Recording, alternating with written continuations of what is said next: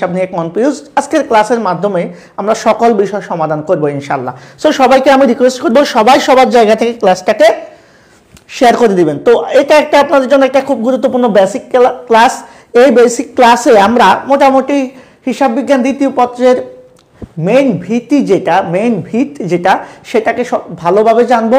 এর মাধ্যমে আমাদের এই সেকেন্ড পেপার সমাধান করতে পারলে আমাদের ফার্স্ট পেপারে যে আর্থিক বিবরণী আছে সেটাও আমাদের কাছে খুব সহজে সমাধান হয়ে যাবে। ওকে, আমি আর কথা বাড়াবো না, আমি চলে যাব আমাদের আলোচনায়। দেখো, শুরুতে আমরা যে বিষয়টা নিয়ে তোমাদের সাথে কথা বলবো সেটা হচ্ছে আর্থিক বিবরণী বা ফিনান্সিয়াল স্টেটমেন্ট কি। এই ফিনান্সিয়াল স্টেটমেন্ট বা আর্থিক বিবরণী কি, এই প্রশ্নটা আমরা সবাই একটু আগে জানি। দেখো, আর্থিক বিবরণী কি এটাকে আমরা অনেকভাবে জানতে পারি, তবে আমি যদি একেবারে সহজ ভাষায় বলি তাহলে আমরা বলবো যে বিবরণীর মাধ্যমে একটা ব্যবসা প্রতিষ্ঠানের আর্থিক ফলাফল, কি ভাই, আর্থিক ফলাফল এবং আর্থিক অবস্থা জানা যায়, সেই বিবরণীকে আমরা কি বলবো, আর্থিক বিবরণী। তাহলে যে বিবরণীর মাধ্যমে একটা ব্যবসা প্রতিষ্ঠানের কি জানতে পারবো আমরা, আর্থিক ফলাফল এবং আর্থিক অবস্থা জানতে পারবো, সেই বিবরণীটাকে আমরা বলি হচ্ছে আর্থিক বিবরণী। হিসাব বিজ্ঞান কিভাবে ভালো করবো ইনশাল্লাহ আমি ক্লাসের শেষ দিকে বা মাঝামাঝি সময়ে অ্যাকাউন্টিংয়ে কিভাবে ভালো করবা সেই বিষয়ে বিস্তারিত একটা ব্রিফ দিব, আর সেই একটা সাজেশনের মাধ্যমে তোমরা ইনশাল্লাহ অনেক ভালো করতে পারবা। সেই জন্য ক্লাসের শুরু থেকে শেষ পর্যন্ত থাকবা ইনশাল্লাহ। আমি চেষ্টা করব আজকের ক্লাসের মাধ্যমে তোমাদের একটা সাজেশন দিয়ে দেওয়ার জন্য, যেটা তোমাদের সামনের পরীক্ষায় অনেক বেশি হেল্প হবে। ওকে, আমি আসাদুল ইসলাম ফাহিম হিসাব বিজ্ঞানে ভালো করব কিভাবে ইনশাল্লাহ আমি অবশ্যই সেই পথটা তোমাদেরকে দেখিয়ে দেবো ইনশাল্লাহ। তো আমি সবাইকে রিকোয়েস্ট করব, তাহলে হিসাব বিজ্ঞানের উদ্দেশ্যটা কি ভাইয়া, প্রধান উদ্দেশ্য কি, দুইটা, কি একটা হচ্ছে আর্থিক ফলাফল জানা আর একটা হচ্ছে আর্থিক অবস্থা জানা। এখন দেখো তো, আর্থিক ফলাফলটা জানবো আমরা মূলত আয় বিবরণীর মাধ্যমে। কিসের মাধ্যমে, আয় বিবরণী অথবা বিশদ আয় বিবরণীর মাধ্যমে। আর আর্থিক অবস্থাটা জানবো আমরা আর্থিক অবস্থার বিবরণী বা উদ্বৃত্ত পত্রের মাধ্যমে। তাহলে এখান থেকে দুইটা বিষয় আমরা জানলাম। আর্থিক ফলাফল জানা যায় মূলত একটা ব্যবসা প্রতিষ্ঠানের আয় বিবরণীর মাধ্যমে, আর আর্থিক অবস্থাটা জানা যায় মূলত উদ্বৃত্ত পত্র বা আর্থিক অবস্থার বিবরণীর মাধ্যমে। এখন কথা হচ্ছে, এই যে আয় বিবরণীটা কিভাবে তৈরি হয়? আয় বিবরণীটা তৈরি হয় ভাইয়া দুইটা উপাদানের সাহায্যে, একটা হচ্ছে আয়, একটা হচ্ছে ব্যয়। তাহলে ব্যবসার আয় এবং ব্যয় নিয়ে যে বিবরণীটা তৈরি হয় সেটাই হচ্ছে আয় বিবরণী। নাম আয় বিবরণী, কিন্তু এখানে কি থাকবে, আয় এবং ব্যয়। ওকে, এই বিষয়গুলো আমরা একটু মাথায় রাখবো।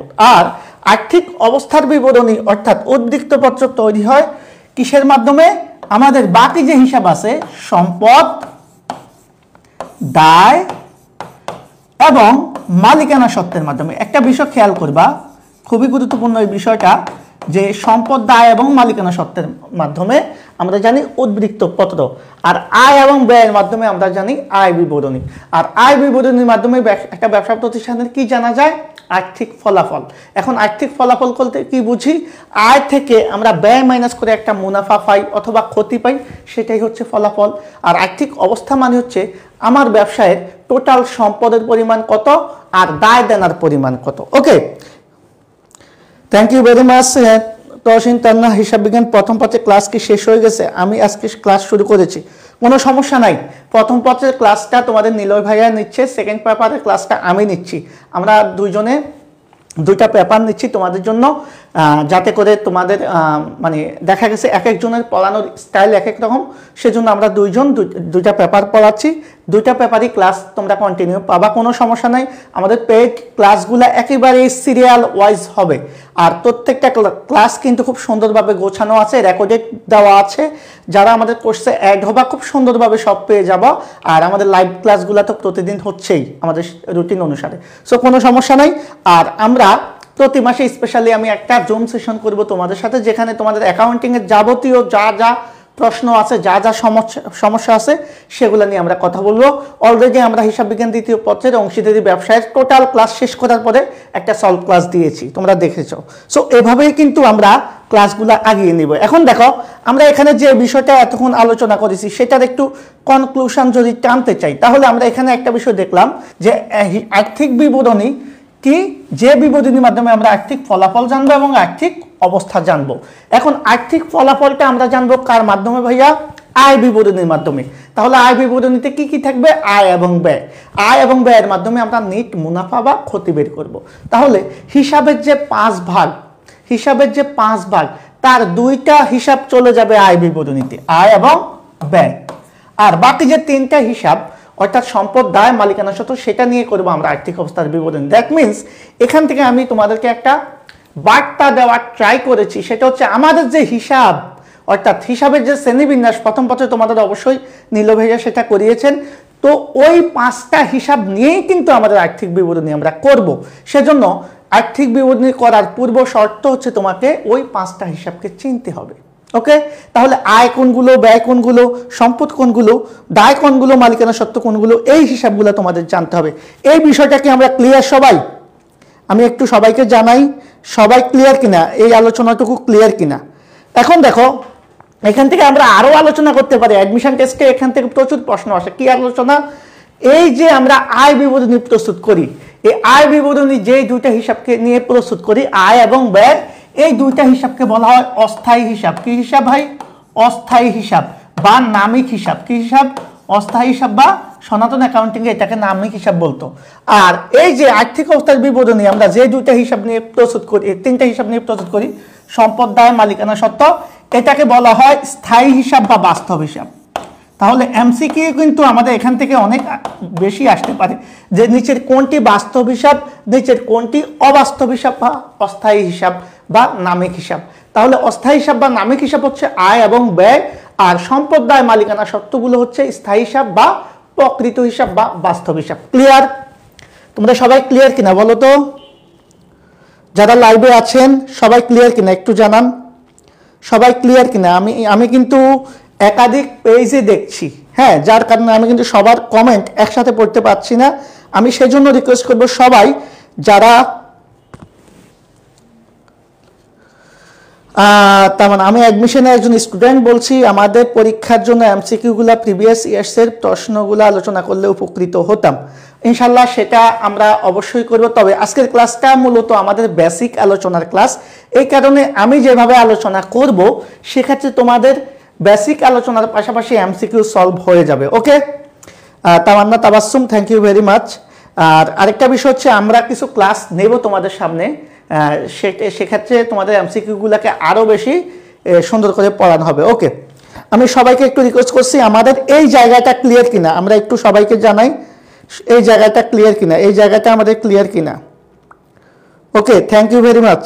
বাকি যারা আছো তারা একটু জানাও, কারণ তোমরা যদি লাইভে কমেন্ট না করো আমি কিন্তু বুঝবো না যে আমরা কোথায় আলোচনাটা করব। ওকে, সো সবাইকে রিকোয়েস্ট করবো সবাই সবার জায়গা থেকে clear. Thank you very much. Sir এটা কি বেসিক ক্লাস? হ্যাঁ, এটা বেসিক ক্লাস, পাশাপাশি এই ক্লাসের মাধ্যমে আমরা আর্থিক বিবরণীর টোটাল ফরম্যাটিংটা শিখে যাব। ওকে, আর এখানে আমরা এমনভাবে আলোচনা করব যাতে আমাদের এমসিকিউগুলো সলভ হয়ে যায়। Clear? Thank you very much. বাকি যারা আছেন সবাইকে ধন্যবাদ জানাচ্ছি কমেন্ট করার জন্য। এবার আমরা চলে যাব আমাদের পরবর্তী আলোচনাতে। পরবর্তী আলোচনা বলতে এই আলোচনাটা হচ্ছে আমাদের কিসের? ওকে, এই আলোচনাটা হচ্ছে, হ্যাঁ ভাইয়া থ্যাংক ইউ ভেরি মাচ। এই আলোচনাটা হচ্ছে, তাহলে আমরা এখান থেকে বুঝে গেলাম আমাদের বাস্তব হিসাব কোনগুলো, অবাস্তব হিসাব কোনগুলো, স্থায়ী হিসাব কোনগুলো, নামিক হিসাব কোনগুলো, তারপরে আয় বিবরণী কিভাবে করব, আর্থিক অবস্থার বিবরণী কিভাবে করব। তাহলে আয় বিবরণী করব আমরা আয় এবং ব্যয়ের মাধ্যমে, আর্থিক অবস্থার বিবরণী করব সম্পদ, দায়, মালিকানা সত্ত্বের মাধ্যমে। এখন আমরা আলোচনা করব তোমাদের সাথে আমাদের সবচেয়ে গুরুত্বপূর্ণ আরেকটা বিষয়। দেখো এগুলা কিন্তু এমসিকিউ থেকে আসে, যেমন আইএএস। আইএএস ভাইয়া, আইএএস জিনিসটা কি? ইন্টারন্যাশনাল অ্যাকাউন্টিং স্ট্যান্ডার্ডস, অর্থাৎ আন্তর্জাতিক হিসাব মান। তাহলে আন্তর্জাতিক হিসাব মান 1, আইএএস 1 অনুযায়ী আর্থিক বিবরণীর মূলত 5টা অংশ থাকে। কয়টা অংশ থাকে? 5টা অংশ। এখন তাহলে আর্থিক বিবরণী ধাপ কয়টি যদি কখনো আসে, তাহলে আমরা বলবো আর্থিক বিবরণী ধাপ হচ্ছে 5টি। কয়টি ভাইয়া? 5টি। কিন্তু প্রশ্ন যদি একটু ঘুরিয়ে তোমাদেরকে বলে যে আর্থিক বিবরণী কয়টি, তাহলে অ্যান্সার হবে 4টি। ওকে, আমরা এই বিষয়টা একটু আলোচনা করব। আমি সবাইকে রিকোয়েস্ট করব সবাই সবার জায়গা থেকে, এটা কি আমাদের নাকি এইচএসসি এর? আচ্ছা রাজিয়া সুলতানা, এই ক্লাসটা হচ্ছে মূলত এইচএসসি 25 এবং 26-এর। তবে এই ক্লাসটা হচ্ছে আমি এমনভাবে আলোচনা করছি, এটা হচ্ছে অ্যাডমিশন টেস্টের যারা পরীক্ষার্থী আছো, যাদের অ্যাকাউন্টিংয়ের আর্থিক বিবরণীতে বিভিন্ন টুকিটাকি সমস্যা আছে, এই ক্লাসের মাধ্যমে সকল সমস্যার সমাধান হয়ে যাবে। পাশাপাশি এমসিকিউগুলোকে আমরা ওইভাবে আলোচনা করব যাতে আমাদের ডিটেলস একটা ধারণা হয়ে যায়। ওকে ওকে, লেট হয়ে গেল না, কোনো সমস্যা নাই অরুণা সাহা, কোনো সমস্যা নাই, লেট হয়ে তোমরা জাস্ট প্রত্যেকটা পড়ানোর শেষে একটা কমেন্ট করবা ক্লিয়ার কিনা, জাস্ট ক্লিয়ার কিনা, ক্লিয়ার ভাইয়া বা স্যার ক্লিয়ার, অথবা ভাইয়া বললেই ভালো হয়, ভাইয়া ক্লিয়ার হয়েছি, সামনে যান, এইভাবে বললে আমরা চলে যাব। তাহলে আন্তর্জাতিক হিসাব মান 1 অর্থাৎ IAS 1 অনুসারে আর্থিক বিবরণীকে আমরা 5টা ধাপে বা 5টা অংশে প্রস্তুত করতে পারি। কিন্তু যদি কখনো বলা হয় আর্থিক বিবরণীর অংশ কয়টি, তখন হবে 4টি। তাহলে কি কি আমরা একটু শুনি। আয় বিবরণী, মালিকানা সত্ত্ব বিবরণী, নগদ প্রবাহ বিবরণী এবং আর্থিক অবস্থার বিবরণী। তাহলে আর্থিক বিবরণী মূলত 4টি। সেই 4টির সাথে যখন আরও একটি জিনিস আর্থিক বিবরণীর অংশটা যোগ হবে, তখন সেটা হয়ে যাবে আর্থিক বিবরণীর মোট অংশ বা পার্ট। তাহলে আর্থিক বিবরণীর অংশ বললে অ্যান্সার আসবে 5টি। এই অংশ বললে অথবা ধাপ বললে, হ্যাঁ ঠিক আছে, তাহলে কয়টি ধাপ? টোটাল 5টি ধাপ। সেই 5টি ধাপ কি কি? আমরা সবাই জানি আয় বিবরণী, এক মালিকানা ব্যবসায়ের ক্ষেত্রে আয় বিবরণী অথবা বিশদ আয় বিবরণী, এরপরে হচ্ছে মালিকানা সত্ত্ব বিবরণী, এরপরে হচ্ছে আমাদের যদি সেটা এক মালিকানা ব্যবসায় না হয়ে যৌথ মূলধনী কোম্পানি হয়, তখন হয় সংরক্ষিত আয় বিবরণী অথবা শেয়ার হোল্ডারদের মালিকানা সত্ত্ব বিবরণী। ওকে, সংরক্ষিত আয় বিবরণী অথবা শেয়ার হোল্ডারদের মালিকানা সত্ত্ব বিবরণী, এটার বিকল্প হিসেবে ব্যবহার করি আমরা। এরপরে হচ্ছে আমাদের উদ্বৃত্ত পত্র বা আর্থিক অবস্থার বিবরণী, যেটা আমরা সম্পদ দায় মালিকানা সত্ত্ব নিয়ে করব। এরপরে হচ্ছে আমাদের নগদ প্রবাহ বিবরণী, যেটা IAS 7 অনুসারে প্রস্তুত করা হয়, নগদ প্রবাহ বিবরণী। তাহলে IAS 7 অনুসারে প্রস্তুত করা হয়। IAS এগুলা কিন্তু এমসিকিউ, হ্যাঁ, এই যে আলোচনাগুলো করছি এটাই কিন্তু এমসিকিউ। তাহলে অনেক সময় এমসিকিউতে আমাদের প্রশ্ন আসে নগদ প্রবাহ বিবরণী কি অনুসারে প্রস্তুত করা হয় বা নগদ প্রবাহ বিবরণীর কথা আমাদের কোথায় বলা আছে, তখন কিন্তু আমরা এভাবে অ্যান্সারটা দেব। আশা করি বুঝতে পেরেছি। এই 4টা হচ্ছে আর্থিক বিবরণী কয়টি, যদি বলে আর্থিক বিবরণী কয়টি, তখন অ্যান্সার হবে এই 4টি। কয়টি? 4টি। এখন আর্থিক বিবরণী ধাপ পড়লে আরেকটা অংশ আসে, সেই অংশটার নাম হচ্ছে আর্থিক বিবরণী করার সময় আমরা অনেক সময় দেখবা অবচয় বের করি, অবচয়ের অনেকগুলো গণনা কাজ যদি বা টিকা প্রদান করি, তারপরে হচ্ছে আমরা কি অনেক জিনিসের আমরা বিভিন্ন নীতিমালার ব্যাখ্যা দিই। তাহলে বিভিন্ন নোট, টিকা, ব্যাখ্যা, গণনা কার্য যা আছে সেটা হচ্ছে এটার আরেকটা অংশ, সেটা সহ মোট আর্থিক বিবরণীর ধাপ হচ্ছে 5টি। আই থিঙ্ক আমরা ক্লিয়ার, আমরা সবাই ক্লিয়ার, জাস্ট লিখি সবাই ক্লিয়ার কিনা, সবাই ক্লিয়ার কিনা আমরা জাস্ট লিখি। প্রয়োজনীয় টিকা কি? প্রয়োজনীয় টিকা মানে হচ্ছে যখন তুমি ধরো অঙ্ক করতে যাবা, অঙ্ক করার সময় তোমার অনেক সময় মূলধনের সুদ বের করতে হয়। তো মূলধনের ক্ষেত্রে অনেক সময় প্রারম্ভিক মূলধন থাকে, অতিরিক্ত মূলধন থাকে, সেটা দুইটা মূলধনের সুদ আলাদা আলাদা বের করে মোট মূলধনের সুদ নির্ণয় করতে হয়। আবার যখন আমরা অংশীদারি ব্যবসায়ের অঙ্ক করতে যাই, তখন আমাদের কি করতে হয়? বিভিন্ন উত্তোলনের সুদ বের করতে হয় মাসের শুরুতে, মাঝামাঝিতে, শেষে। তখন কিভাবে করতে হয় সেটার একটা গণনা কার্য হয়। আবার অবচয়ের অঙ্কগুলোতে আমরা অবচয় কিভাবে নির্ণয় করি সেটার বিভিন্ন গণনা কার্য দিই। এই জিনিসগুলোকে আমরা টিকা বলি। আবার আমরা অনেক সময় হিসাব বিজ্ঞানের নীতিমালা ইউজ করি বিভিন্ন অঙ্কে বা বিভিন্ন প্রশ্নে, তখন আমরা কি করি? সেখানে নোট বা টিকা প্রদান করি। এটাই হচ্ছে সেগুলার প্রয়োজনীয় টিকা বা ব্যাখ্যা। ক্লিয়ার? বাকি যারা আছেন সবাই ক্লিয়ার কিনা? আমরা একটু খুব দ্রুত যাইতে চাচ্ছি। ক্লিয়ার? SD সাবিক clear? বাকি যারা আছেন লাইভে কারা আছেন আমি জানি না, আপনারা একটু লাইভে উপস্থিতি বাড়ান, কারণ হচ্ছে এই ক্লাসগুলো কিন্তু আপনারা পাবেন না। আর আপনাদের যদি সাড়া আমরা না পাই তাহলে এত কষ্ট করে এত শ্রম দিয়ে আপনাদেরকে যে সার্ভিসটা দিচ্ছি সেটা কিন্তু এভাবে কন্টিনিউয়াস আপনারা পাবেন না। কারণ আপনারা যদি আমার ক্লাস পছন্দ না করেন আমি তো আর ক্লাসে আসবো না, আর আমার ক্লাস না পেলে আপনারা অনেক কিছু মিস করবেন যেটা ক্লাস করার পরে বুঝবেন। ওকে, আমি কথা বাড়াবো না, আমরা চলে যাব। তাহলে আমাদের যে আলোচনাটুকু ছিল সেটা আমরা ক্লিয়ার। এখন আমরা একটু দেখি এটা কি আসলে সত্য কিনা আমরা যা আলোচনা করেছি। তাহলে আমরা একটু দেখি আর্থিক বিবরণী অংশগুলো নিয়ে আমরা যেহেতু আমাদের স্লাইডে নিয়ে এসেছি আমরা একটু দেখে নিই।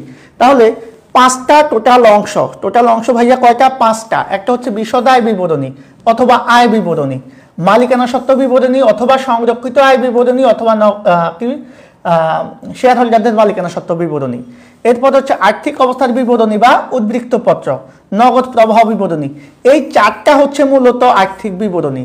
কিন্তু এটার সাথে যে 5 নাম্বার ধাপটা আছে সেটা হচ্ছে আর্থিক অবস্থার বিবরণীতে ব্যবহৃত প্রয়োজনীয় নোট ও গুরুত্বপূর্ণ কি হিসাবে নীতিমালা বা টিকা বা ব্যাখ্যা। এটা হচ্ছে আমাদের আর্থিক বিবরণীর আরেকটা পার্ট বা অংশ। সেই হিসাবে আর্থিক বিবরণীর অংশ হবে কয়টি? 5টি। আই থিঙ্ক আপনাদের এটা পানির মতো ক্লিয়ার। আমি জানি আমার যারা স্টুডেন্ট আছেন যারা ক্লাস করতেছেন তারা এটা খুব ভালোভাবেই পারবেন। ওকে, আমরা আর কথা বাড়াবো না, আমি সামনের দিকে চলে যাচ্ছি। স্যার কেমন আছেন? ফাতেমা খাতুন আলহামদুলিল্লাহ ভালো আছি। Suraiya Khatun thank you very much. আসলে অনেকে অনেক জায়গা থেকে কমেন্ট করছেন, আমাকে ক্ষমা সুন্দর দৃষ্টিতে দেখবেন, কারণ একাধিক পেজ থেকে ক্লাস হওয়ার কারণে সবার কমেন্ট একসাথে আমি নিতে পারছি না। বাট আপনারা কমেন্ট করেন, আমি প্রত্যেকটা কমেন্টই অ্যান্সার দেওয়ার চেষ্টা করব। এখন আসেন আমরা পরবর্তী ধাপে চলে যাচ্ছি। আমাদের পরবর্তী যতটুকু আলোচনা আছে সেই জায়গাটা আমরা এখন একটু ক্লিয়ার করব। ওকে, ক্লিয়ার ভাইয়া। ওকে, থ্যাংক ইউ ভেরি মাচ, ধন্যবাদ সবাইকে। এবার আমরা একটু চলে যাব আমাদের পরবর্তী আলোচনায়। দেখেন, আর্থিক বিবরণীর আমাদের প্রথম যে বিবরণীটা আমরা করব সেটার নাম হচ্ছে ভাইয়া আয় বিবরণী অথবা বিশদ আয় বিবরণী। এই দুইটা কথার মধ্যে সামান্য একটু ফারাক আছে। একটা হচ্ছে আয় বিবরণী আর একটা হচ্ছে বিশদ আয় বিবরণী বা ব্যাপক আয় বিবরণী বা ব্যাপক আয় ব্যয় বিবরণী। আধুনিক অ্যাকাউন্টিংয়ে অনেকে এটাকে ব্যাপক আয় ব্যয় বিবরণীও বলে, কোনো সমস্যা নাই, যেটাই বলো কথা সেটা, যেই লাও সেই কদু। এখন এই বিশদ আয় বিবরণী বা আয় বিবরণী কি? আমি শুরুতেই বলেছি আমাদের হিসাব যে 5টা, তার মধ্যে আয় এবং ব্যয় নিয়ে আমরা যে বিবরণী করব সেটাই হচ্ছে আয় বিবরণী। এখান থেকে একটা বিষয় খেয়াল করো যে আয় বিবরণী বললে আমাদের দুইটা বিষয় আসবে, আয় এবং কি ভাইয়া ব্যয়। এই দুইটা নিয়ে মূলত আমাদের আয় বিবরণী আসবে। তাহলে আয় বিবরণী মানেই হচ্ছে আয় এবং ব্যয়ের বিবরণী। তাহলে আয় এবং ব্যয়, এখন আমরা কি করি? আমার একটা ব্যবসায় মনে করো আমার লাভ হয়েছে, আয় হয়েছে 20 টাকা, সেখানে আমার ব্যয় হয়েছে 16 টাকা। তার মানে এই যে বাকি মাইনাস করলে আমার কত টাকা থাকে ভাই? 20 থেকে 16 যদি আমি মাইনাস করি আমার 4 টাকা থাকে। এই টাকাটাকে আমরা কি বলি? লাভ। সোজা বাংলায় বলি লাভ। অ্যাকাউন্টিং এর ভাষায় আমরা সরাসরি লাভ না বলে কি বলি? লাভ বলি বা মুনাফা বলি, অথবা এটার আগে আমরা কি করি? নিট লিখি। কেন? কারণ টোটাল সকল আয় থেকে সকল ব্যয় মাইনাস করে আমি শেষে একটা অ্যামাউন্ট পাই, যেটাকে আমি বলি নিট আয় অথবা নিট ব্যয় অথবা নিট মুনাফা। ওকে, তাহলে অথবা নিট লাভ। তাহলে এই যে আয় এবং ব্যয়ের যে পার্থক্যটা সেটার মাধ্যমে আমরা কি জানি? হয় ব্যবসায় লাভ জানি বা ক্ষতি জানি। এর মাধ্যমে আমরা যে বিবরণীটা প্রস্তুত করি সেটাই হচ্ছে বিশদ আয় বিবরণী। ওকে, আমরা কি ক্লিয়ার? বিশদ আয় বিবরণীটা এখন এই বিশদ আয় বিবরণী আবার 2 প্রকার। একটা হচ্ছে আমি এক ধাপে করব, এক ধাপ। আরেকটা হচ্ছে আমি কি করব? বহু ধাপে করব। ওকে, 2 প্রকার মূলত। তাহলে বিশদ আয় বিবরণী আমরা 2 ভাবে তৈরি করতে পারবো। একটা হচ্ছে এক ধাপে, আরেকটা হচ্ছে বহু ধাপে। এখন কথা হচ্ছে ভাইয়া এক ধাপে কিভাবে তৈরি করবা? এক ধাপে একটু আগে আমি যে কাজটা করেছি, অর্থাৎ টোটাল যত আয় আছে সকল আয় যোগ করব, যোগ করে সকল ব্যয় মাইনাস করে আমরা একটা নিট লাভ বা ক্ষতি বের করব। সেটাই হচ্ছে এক ধাপ বিশিষ্ট আয় বিবরণী। আবার আমরা কি করব? বহু ধাপ যদি বলে তখন আয়কে আমরা বিভিন্ন ভাগে ভাগ করে দেব, ব্যয়কে বিভিন্ন ভাগে ভাগ করে এক ভাগ থেকে এক ভাগ মাইনাস করে বিভিন্ন ধাপে ধাপে আমরা একটা মুনাফা বের করব বা ক্ষতি বের করব, সেটাকে বলে বহুধাপ বিশিষ্ট আয় বিবরণী। প্রশ্ন হচ্ছে কখন কোনটা করব, বুঝবো কিভাবে? প্রশ্ন অ্যান্সারটা আমি দিচ্ছি, একটু খেয়াল করো। এটা করার জন্য আমাদের সবচেয়ে বেস্ট ওয়ে হচ্ছে, যদি আমাদের এক ধাপ বিশিষ্ট আয় বিবরণী আমরা করি, সেটা কখন করব? যদি আমাদের সেবামূলক প্রতিষ্ঠানের অঙ্ক হয়। কিসের অঙ্ক? সেবামূলক প্রতিষ্ঠানগুলোর অঙ্ক হয়। তাহলে সেবামূলক প্রতিষ্ঠানগুলো কি আমরা সেটা জানি, যে সেবামূলক প্রতিষ্ঠানগুলো হচ্ছে যেটা আমরা সেবা দিই, পণ্যদ্রব্য ক্রয় বিক্রয় বা উৎপাদন ছাড়া যেটা শুধু সেবার মাধ্যমে যেটা মুনাফা অর্জন করি সেটা। যেমন ওয়েবসাইট তৈরির বিজনেস, যেমন হচ্ছে আমাদের শিক্ষা প্রতিষ্ঠানের বিজনেস, আমরা যে পড়াচ্ছি কোচিং সেন্টারের বিজনেস, তারপরে হচ্ছে আমাদের কি কম্পিউটার বিজনেস, ইঞ্জিনিয়ারিং, তারপর হচ্ছে আমাদের ওয়েবসাইট তৈরি, এই জাতীয় যত বিজনেস আছে, ডাক্তারি, হ্যাঁ, ওকালতি, এই জাতীয় বিষয়গুলোকে আমরা বলি সেবামূলক প্রতিষ্ঠান। এই সেবামূলক প্রতিষ্ঠান বা কনসালটেন্সি ফার্ম যারা সেবা দেয়, বিভিন্ন কনসালটেন্সি ফার্মগুলা, এগুলা সেবামূলক প্রতিষ্ঠান। এগুলোর ক্ষেত্রে আমরা মুনাফা বা আয় বিবরণী করব এক ধাপে। আর উৎপাদনকারী প্রতিষ্ঠান এবং ক্রয় বিক্রয়কারী প্রতিষ্ঠান, যেটা তাদের কাজ হচ্ছে উৎপাদন করে বিক্রি করা অথবা ক্রয় করে এনে বিক্রয় করা, এই জাতীয় প্রতিষ্ঠানগুলোর ক্ষেত্রে আমরা করব বহুধাপ বিশিষ্ট আয় বিবরণী, অর্থাৎ আয় এবং ব্যয়গুলোকে আমরা ভাগ ভাগ করে করব। ক্লিয়ার? আলোচনাটাও ক্লিয়ার কিনা? আলোচনাটা ক্লিয়ার কিনা? থ্যাংক ইউ ভেরি মাচ যারা আছেন লাইভে। আপনারা, আমি জানি না আপনাদের কাছে ক্লাসটা কেমন লাগছে, বাট আমি আজকে যে আলোচনাটা করব সেই আলোচনার মাধ্যমে আপনারা অনেক কিছু বুঝে যাবেন। ওকে, সমস্যা নাই, একটু লেট হলে কোনো সমস্যা নাই। হ্যাঁ, ওকে, বাকি যারা আছেন আপনারা একটু জানান ক্লিয়ার কিনা, যে আমরা এক ধাপ বিশিষ্ট আয় বিবরণী কখন করব, বহুধাপ বিশিষ্ট আয় বিবরণী কখন করব। আপনারা যারা আছেন সবাই একটু জানান। সবাই ক্লিয়ার?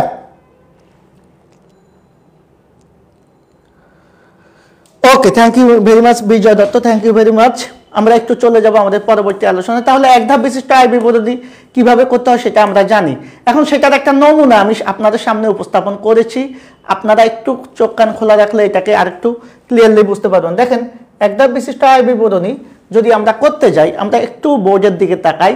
এই যে এক ধাপ বিশিষ্ট একটা আয় বিবরণী আমরা এখানে করেছি, এই এক ধাপ বিশিষ্ট আয় বিবরণীতে আমি জাস্ট আমার নামটা দিয়েছি শাহাদাত কনসালটেন্সি সার্ভিসের বিশদ আয় বিবরণী বা শুধু আয় বিবরণী। এখানে আমরা কি করেছি, টোটাল আয়গুলোকে একসাথে লিখেছি, যেমন সেবা আয়, সুদ আয়, লভ্যাংশ আয়, এই টোটাল যতগুলো আয় আছে সবগুলোকে আমরা একসাথে লিখেছি। লিখে আমরা টোটাল আয়টাকে যোগ করে যেটা পেয়েছি সেটার নাম দিয়েছি মোট আয়। সেটার নাম কি হয়েছে ভাই? মোট আয়। তাহলে টোটাল আয়গুলোকে আমরা একসাথে যোগ করে মোট আয় বের করেছি। এবার এখান থেকে আমরা কি করেছি, ব্যবসায় যত ব্যয় আছে সকল ব্যয় মাইনাস করে দিয়েছি। তাহলে আমরা টোটাল আয়গুলা যোগ করে মোট আয় বের করেছি। এখান থেকে আমরা কি করেছি দেখেন, এখান থেকে আমরা কি করেছি, এখান থেকে আমরা এবার ব্যয়গুলোকে বাদ দিয়েছি। তাহলে ব্যয়গুলোকে কি আছে, জাস্ট একটু চোখ কান খোলা রেখে আমরা একটু দেখি। ব্যয়গুলো আমরা ব্যবসা প্রতিষ্ঠানের যত প্রকার ব্যয় আছে, বেতন, বিজ্ঞাপন, ভাড়া, সাপ্লাইস, অবচয়, উপযোগ, বীমা খরচ, হ্যাঁ, যা আছে সবগুলো ব্যয়কে একসাথে লিখেছি। লিখে আমরা একটা মোট ব্যয় বের করেছি। এটা হচ্ছে মোট ব্যয়। এখন আমরা কি করেছি, আমরা শেষে এই মোট আয় থেকে মোট ব্যয়টা মাইনাস করে আমরা একটা নিট আয় বের করেছি বা নিট মুনাফা বের করেছি। এটাই হচ্ছে আমাদের এক ধাপ বিশিষ্ট আয় বিবরণী। আপনারা খুব সহজে বুঝতে পেরেছেন। আমি একটা বিষয় ক্লিয়ার করে দিই, আজকে যারা সেকেন্ড পেপারে ক্লাসটা করবেন তাদের কিন্তু ফার্স্ট পেপারের আর্থিক বিবরণী করতে এত বেশি কষ্ট হবে না, খুব সহজে করে ফেলতে পারবেন। আর এই অধ্যায়টা কিন্তু আমি এখন করাতাম না, আমি এই অধ্যায়টা করাতাম আরও শেষে, কারণ এখানে কিছু জটিলতা আছে, কিছু বিষয় আছে, আপনাদের একটু কষ্ট হবে। বাট যেহেতু পরীক্ষা সবার সন্নিকটে, সবাই বলছেন যে এই অধ্যায়টা আপনি আগে করান, সেজন্য আমি এই অধ্যায়টা আপনাদেরকে করাচ্ছি। ওকে, বাকি যারা আছেন লাইভে সবাই ক্লিয়ার কিনা? সবাই ক্লিয়ার কিনা? আপনারা ক্লাস কেমন লাগতেছে আপনারা একটু জানান। আর অবশ্যই আজকে যে ক্লাসটা হচ্ছে আমাদের, ক্লাসটাকে আপনারা নোট করবেন, নোট করে আপনাদের স্বপ্ন পূরণ প্রিমিয়াম ব্যাচ বা আই এডুকেশন যে অফিসিয়াল গ্রুপটা আছে সেখানে আপনারা শেয়ার করবেন। সব পরিচালন ব্যয় বাদ যাবে। হ্যাঁ, অবশ্যই সকল ব্যয়, শুধু পরিচালন না, পরিচালন অপরিচালন যা আছে সকল ব্যয় বাদ যাবে। টোটাল সকল আয় থেকে সকল ব্যয় বাদ যাবে, তারপরে আমরা পাবো নেট মুনাফাটা। আশা করি আপনারা ক্লিয়ার হয়েছেন। ওকে, এখন আয় ব্যয়গুলা চেনার দায়িত্ব আপনাদের, তারপরে আমি একটু চেনানোর চেষ্টা করবো। এখন আসেন বহুধাপ বিশিষ্ট আয় বিবরণী। ভাইয়া, বহুধাপের কথা তো আমি শুরুতে আপনাদেরকে বলেছি যে এটা কি রকম, এটা হচ্ছে আমরা কি করব, আয় ব্যয়গুলোকে বিভিন্ন ধাপে ধাপে ভাগ করে ফেলবো, বহুধাপ বলেছে। আর বহুধাপ বিশিষ্ট তো আয় বিবরণী করবো কার জন্য, এই যে উৎপাদনকারী প্রতিষ্ঠান এবং ক্রয় বিক্রয়কারী প্রতিষ্ঠানের জন্য। ওকে, এই দুই জাতীয় প্রতিষ্ঠানের জন্য সেক্ষেত্রে আমরা কি করব, বিভিন্ন ধাপ, যেমন নিট বিক্রয় বের করব, বিক্রিত পণ্যের ব্যয় বের করব, এই দুইটার সমন্বয়ে আমরা মোট মুনাফা বের করব, পরোক্ষ পরিচালনা আয়, পরোক্ষ পরিচালন ব্যয়, অপরিচালনা আয় ব্যয় দিয়ে আমরা নিট মুনাফা করব।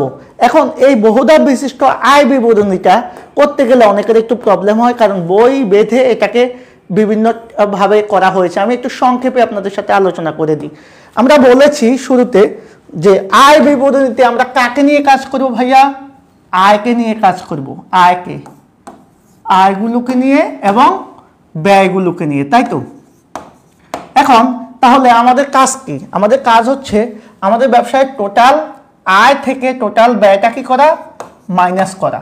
তাহলে এই আমার ব্যবসায় যত আয় আছে সবগুলা আয়গুলাকে আমরা এইভাবে লিখে এখান থেকে আমি টোটাল ব্যয়টা মাইনাস করে আমরা নিট মুনাফা বের করব। ওকে, এটা হচ্ছে এক ধাপ।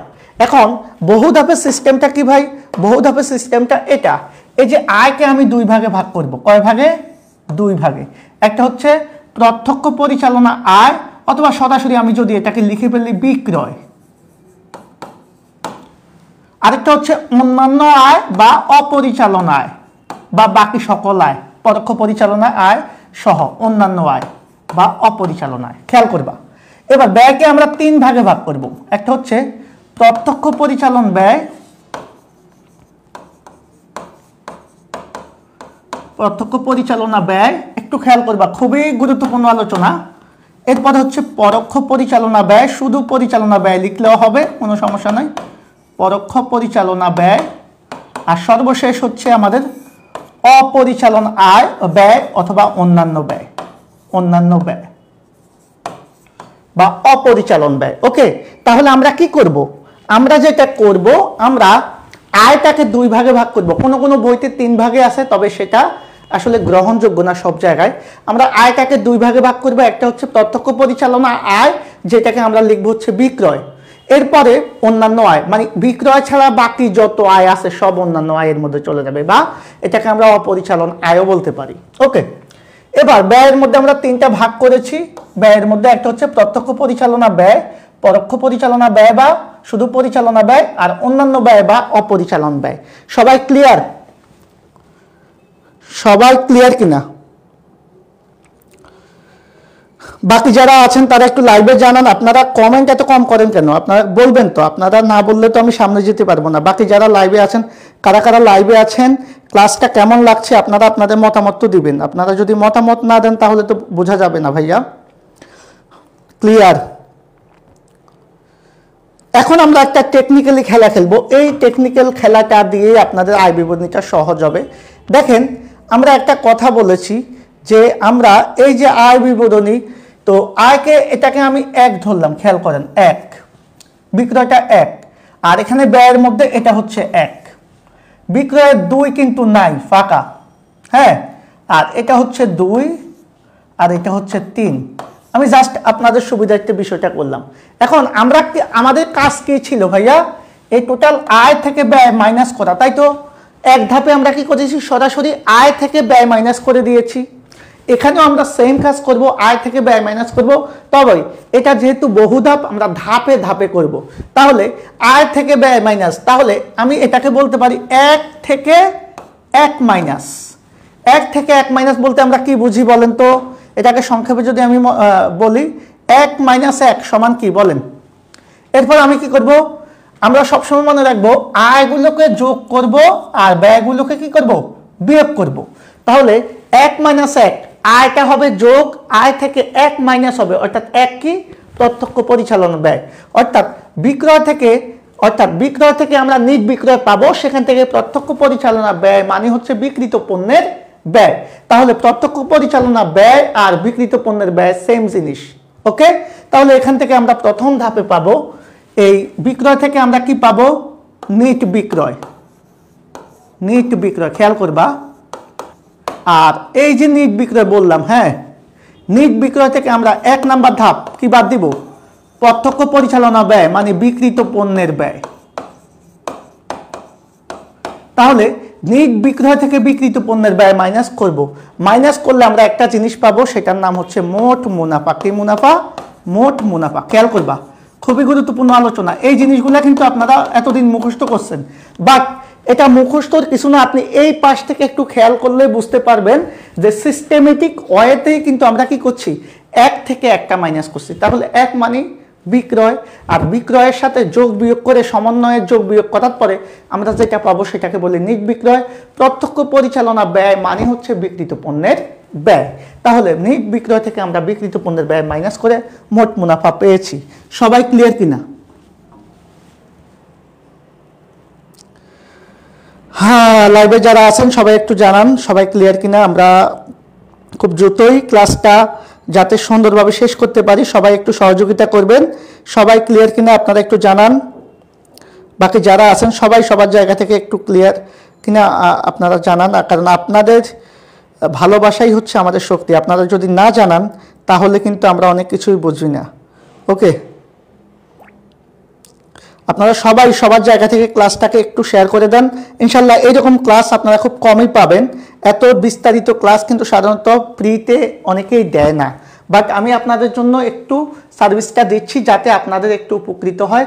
আপনারা এই ক্লাসটা দেখলেই আমাদের পেইড কোর্স যেটা, সেই কোর্সের মানটা আপনারা বুঝতে পারবেন যে আমাদের টিচারদের মান এবং আমাদের পড়ানোর স্টাইলটা কেমন, বা আপনারা সেই পড়ানো থেকে কতটুকু উপকৃত হতে পারেন। ক্লিয়ার ভাইয়া? ক্লিয়ার ভাইয়া? বাকি কেউ ক্লিয়ার না? বাকি যারা আছেন তারা একটু কমেন্ট করেন, তারা একটু কমেন্ট করেন। আচ্ছা, আপনাদের কাছে আজকে ক্লাসটা কেমন লাগছে? আমি কিন্তু ক্লাসে অন্য কোনো কিছু বলছি না, আজকে শুধুমাত্র আমরা ক্লাসে, জি clear, thank you very much. আজকে কারা কারা আছেন এখানে যারা আজকে আমার ফার্স্ট ক্লাস করছেন, এর আগে কখনো ক্লাস করেন নাই, এরকম যারা আছেন তারা একটু আমার সাথে ইন্ট্রোডিউস হন, আমাকে একটু বলেন যে আমি আছি। কারা কারা ক্লাসে আছেন ফার্স্ট ক্লাস? তাহলে এবার আমাদের প্রথম ধাপ শেষ ভাই, প্রথম ধাপ ডান। এখন দ্বিতীয় ধাপে কি হবে? এখানে কিন্তু আমাদের 2 নাম্বারটা ধাপটা নাই, কারণ আয় নাই, আমাদের কি নাই, পরোক্ষ পরিচালনা আয় নাই। তাহলে পরোক্ষ পরিচালনা আয় যেহেতু নাই, আমরা কি করব, 2 নাম্বার আয় নাই, তাহলে এখানে মনে করো আয় জিরো, কিচ্ছু নাই, নাই। তাহলে আয়টা জিরো, মানে আয়টা নিয়ে কোনো কাজ নাই। তাহলে মাইনাস করব কি, এখানে 2 নাম্বার ধাপটা পরোক্ষ পরিচালনা ব্যয়। তো সেজন্য আমরা যেটা করব, এই মোট মুনাফা থেকে, কি থেকে, মোট মুনাফা থেকে আমরা এখন কি করে দিব, পরিচালনা ব্যয় বা পরোক্ষ পরিচালনা ব্যয়টা মাইনাস করে দেব, পরিচালনা ব্যয়টা মাইনাস করে দেব। তাহলে মোট মুনাফা থেকে এখন আমরা পরোক্ষ পরিচালনা ব্যয় বা পরিচালনা ব্যয় মাইনাস করে দিলে আমরা আরেকটা ধাপ পাবো, সেটার নাম হচ্ছে পরিচালন মুনাফা। কি মুনাফা ভাই? পরিচালন মুনাফা। আমরা 2টা ধাপ শেষ করেছি, আর লাস্ট ধাপটা আমরা পেয়ে যাব। অনেক ক্লিয়ার, পরিষ্কার, ক্লিয়ার ভাইয়া, অনেক ভালো, অনেক ভালো। আমি ফার্স্ট, সামিত হাসান ফার্স্ট ক্লাস, বিজয় দত্ত ফার্স্ট ক্লাস। আচ্ছা, কেমন লাগতেছে? আপনারা কি বুঝতেছেন আমার ক্লাসটা? আপনারা কি আমাকে প্রথমবারই আমাকে পছন্দ করতে পারছেন? ক্লাস কি বোঝা যায়? হ্যাঁ, আমি কিন্তু একেবারে ডিটেলস পড়াচ্ছি যাতে আপনাদের খুব বেশি হেল্প হয়। যাদের এই আর্থিক বিবরণী নিয়ে একটু মাথা ব্যথা আছে, আমি এতটুকু বিশ্বাস করি, আমি 3টা ক্লাস নেব সর্বোচ্চ, সব মিলিয়ে। আজকের ক্লাসটা তো ফ্রিতে যাচ্ছে, আরও 2টা ক্লাস নেব আমাদের পেইড ব্যাচে। এই 3টা ক্লাসের মাধ্যমে আর্থিক বিবরণীর বিন্দু মাত্র সমস্যা কারো থাকবে না, এতটুকু আমি নিশ্চয়তা দিতে চাই। এতটুকু নিশ্চয়তা দিয়ে এসেছি। আমি দীর্ঘ 14 বছর যাবত অ্যাকাউন্টিং পড়াচ্ছি। সো আমার এক্সপিরিয়েন্স বা আমার পড়ানোর অভিজ্ঞতা থেকে আমি জানি যে তোমাদেরকে কিভাবে পড়াতে হবে। সেজন্য আমি রিকোয়েস্ট করব, যারা ক্লাসে আছো তারা অবশ্যই বন্ধুবান্ধবকে মেনশন করে দিও, আর আমাদের যে পেইড কোর্স আছে সেখানে পারলে অ্যাড হয়ে যাইও। আর এই ক্লাসে, অর্থাৎ আমি অ্যাকাউন্টিং সেকেন্ড পেপারটা এমনভাবে করাবো যাতে তোমাদের অ্যাডমিশনের 70% কাভার হয়ে যায়। ওকে, এতটুকু বিশ্বাস আমার প্রতি তোমরা রাখতে পারো। আমি আমার জায়গা থেকে সর্বোচ্চ সহযোগিতা তোমাদের করব। তাহলে 2 - 2, তাহলে 2 এর প্লাসে কিছু নাই, আমরা পরিচালন ব্যয়টা মাইনাস করে দিলাম, পরিচালন মুনাফা। এবার শেষে কি হবে, 3 - 3, এখানে 3 কি আছে ভাই, 3 আছে অন্যান্য আয়, এখানে 3 অন্যান্য ব্যয়। তাহলে এবার এই পরিচালন মুনাফার সাথে অন্যান্য আয় যোগ করব, আর অন্যান্য ব্যয় মাইনাস করলেই আমি পেয়ে যাব নিট মুনাফা। দেখো কত ইজিলি আমরা বিশদায় বিবরণীটা শেষ করলাম। কারা কারা এই টেকনিকটা ফার্স্ট করেছো? এর আগে এই টেকনিকে তোমরা মনে হয় না কোনো অঙ্ক করেছো। আমার যতটুকু বিশ্বাস, আমার মনে হয় না এর আগে এভাবে টেকনিক্যালি তোমরা কখনো এটাকে সলভ করেছো। তো আমি এই জন্যই তোমাদের কাছে ভাইয়া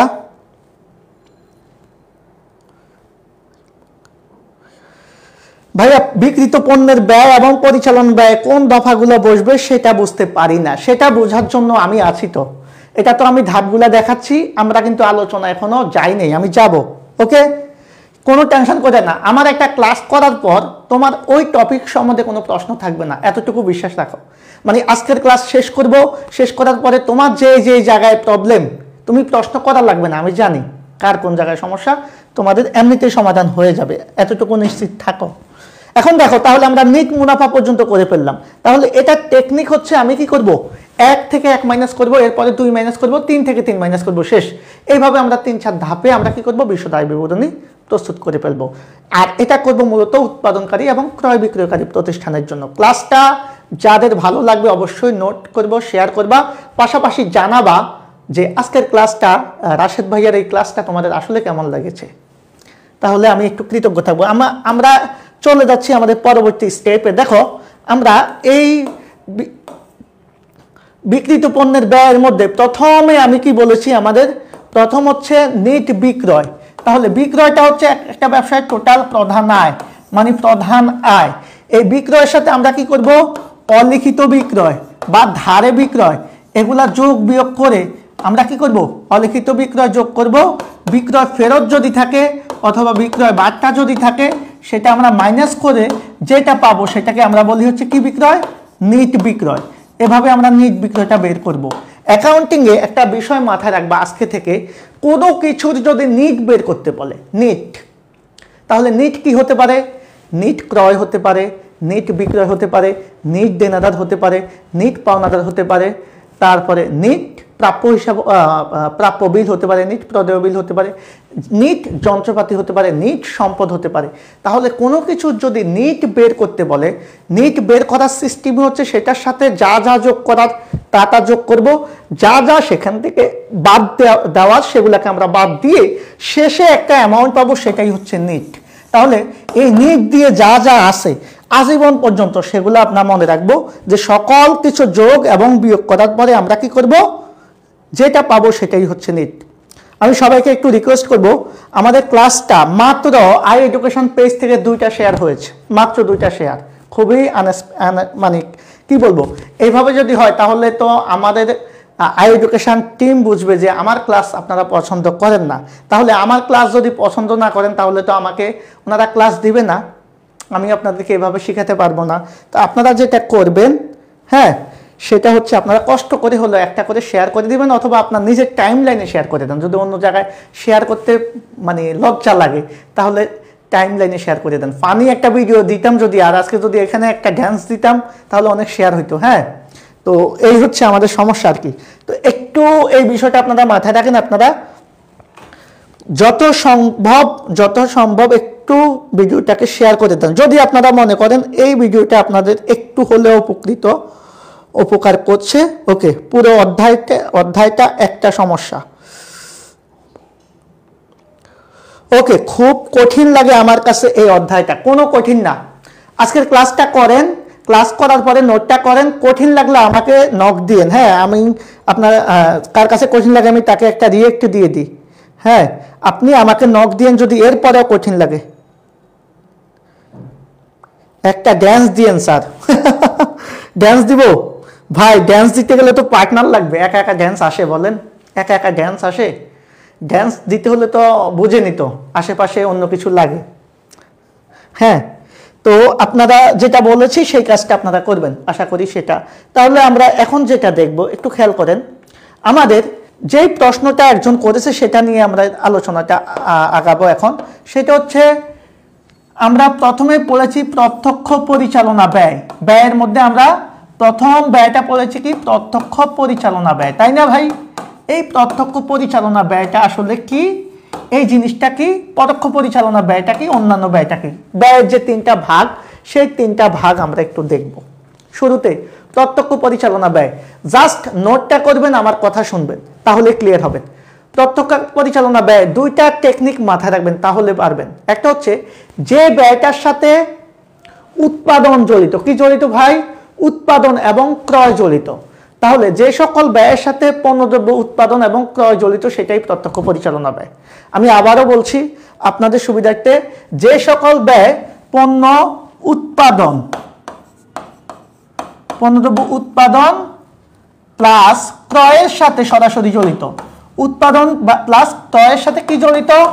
সরাসরি। প্রত্যক্ষ মানেই সরাসরি, প্রত্যক্ষ মানে কি ভাই? সরাসরি। কিভাবে সরাসরি?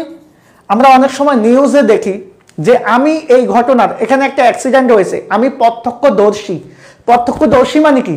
আপনি সরাসরি ঘটনাটা দেখেছেন, লোকটাকে একটা গাড়ি অ্যাক্সিডেন্ট করেছে বা একটা লোকটাকে মেরেছে। আমি উইটনেস মানে প্রত্যক্ষদর্শী, মানে আমি সরাসরি দেখেছি। সো প্রত্যক্ষ মানে হচ্ছে সরাসরি। তাহলে যে ব্যয়টা পণ্যদ্রব্য উৎপাদন এবং ক্রয়ের সাথে সরাসরি জড়িত সেটাই হচ্ছে প্রত্যক্ষ পরিচালনা ব্যয়। আমরা ক্লিয়ার কিনা প্রত্যক্ষ পরিচালনা ব্যয়? এখন প্রত্যক্ষ পরিচালনা ব্যয় স্যার আমি কিভাবে বুঝবো এটা জড়িত? ধরেন আমি বললাম হচ্ছে ক্রয়, খেয়াল করবেন, পরিবহন,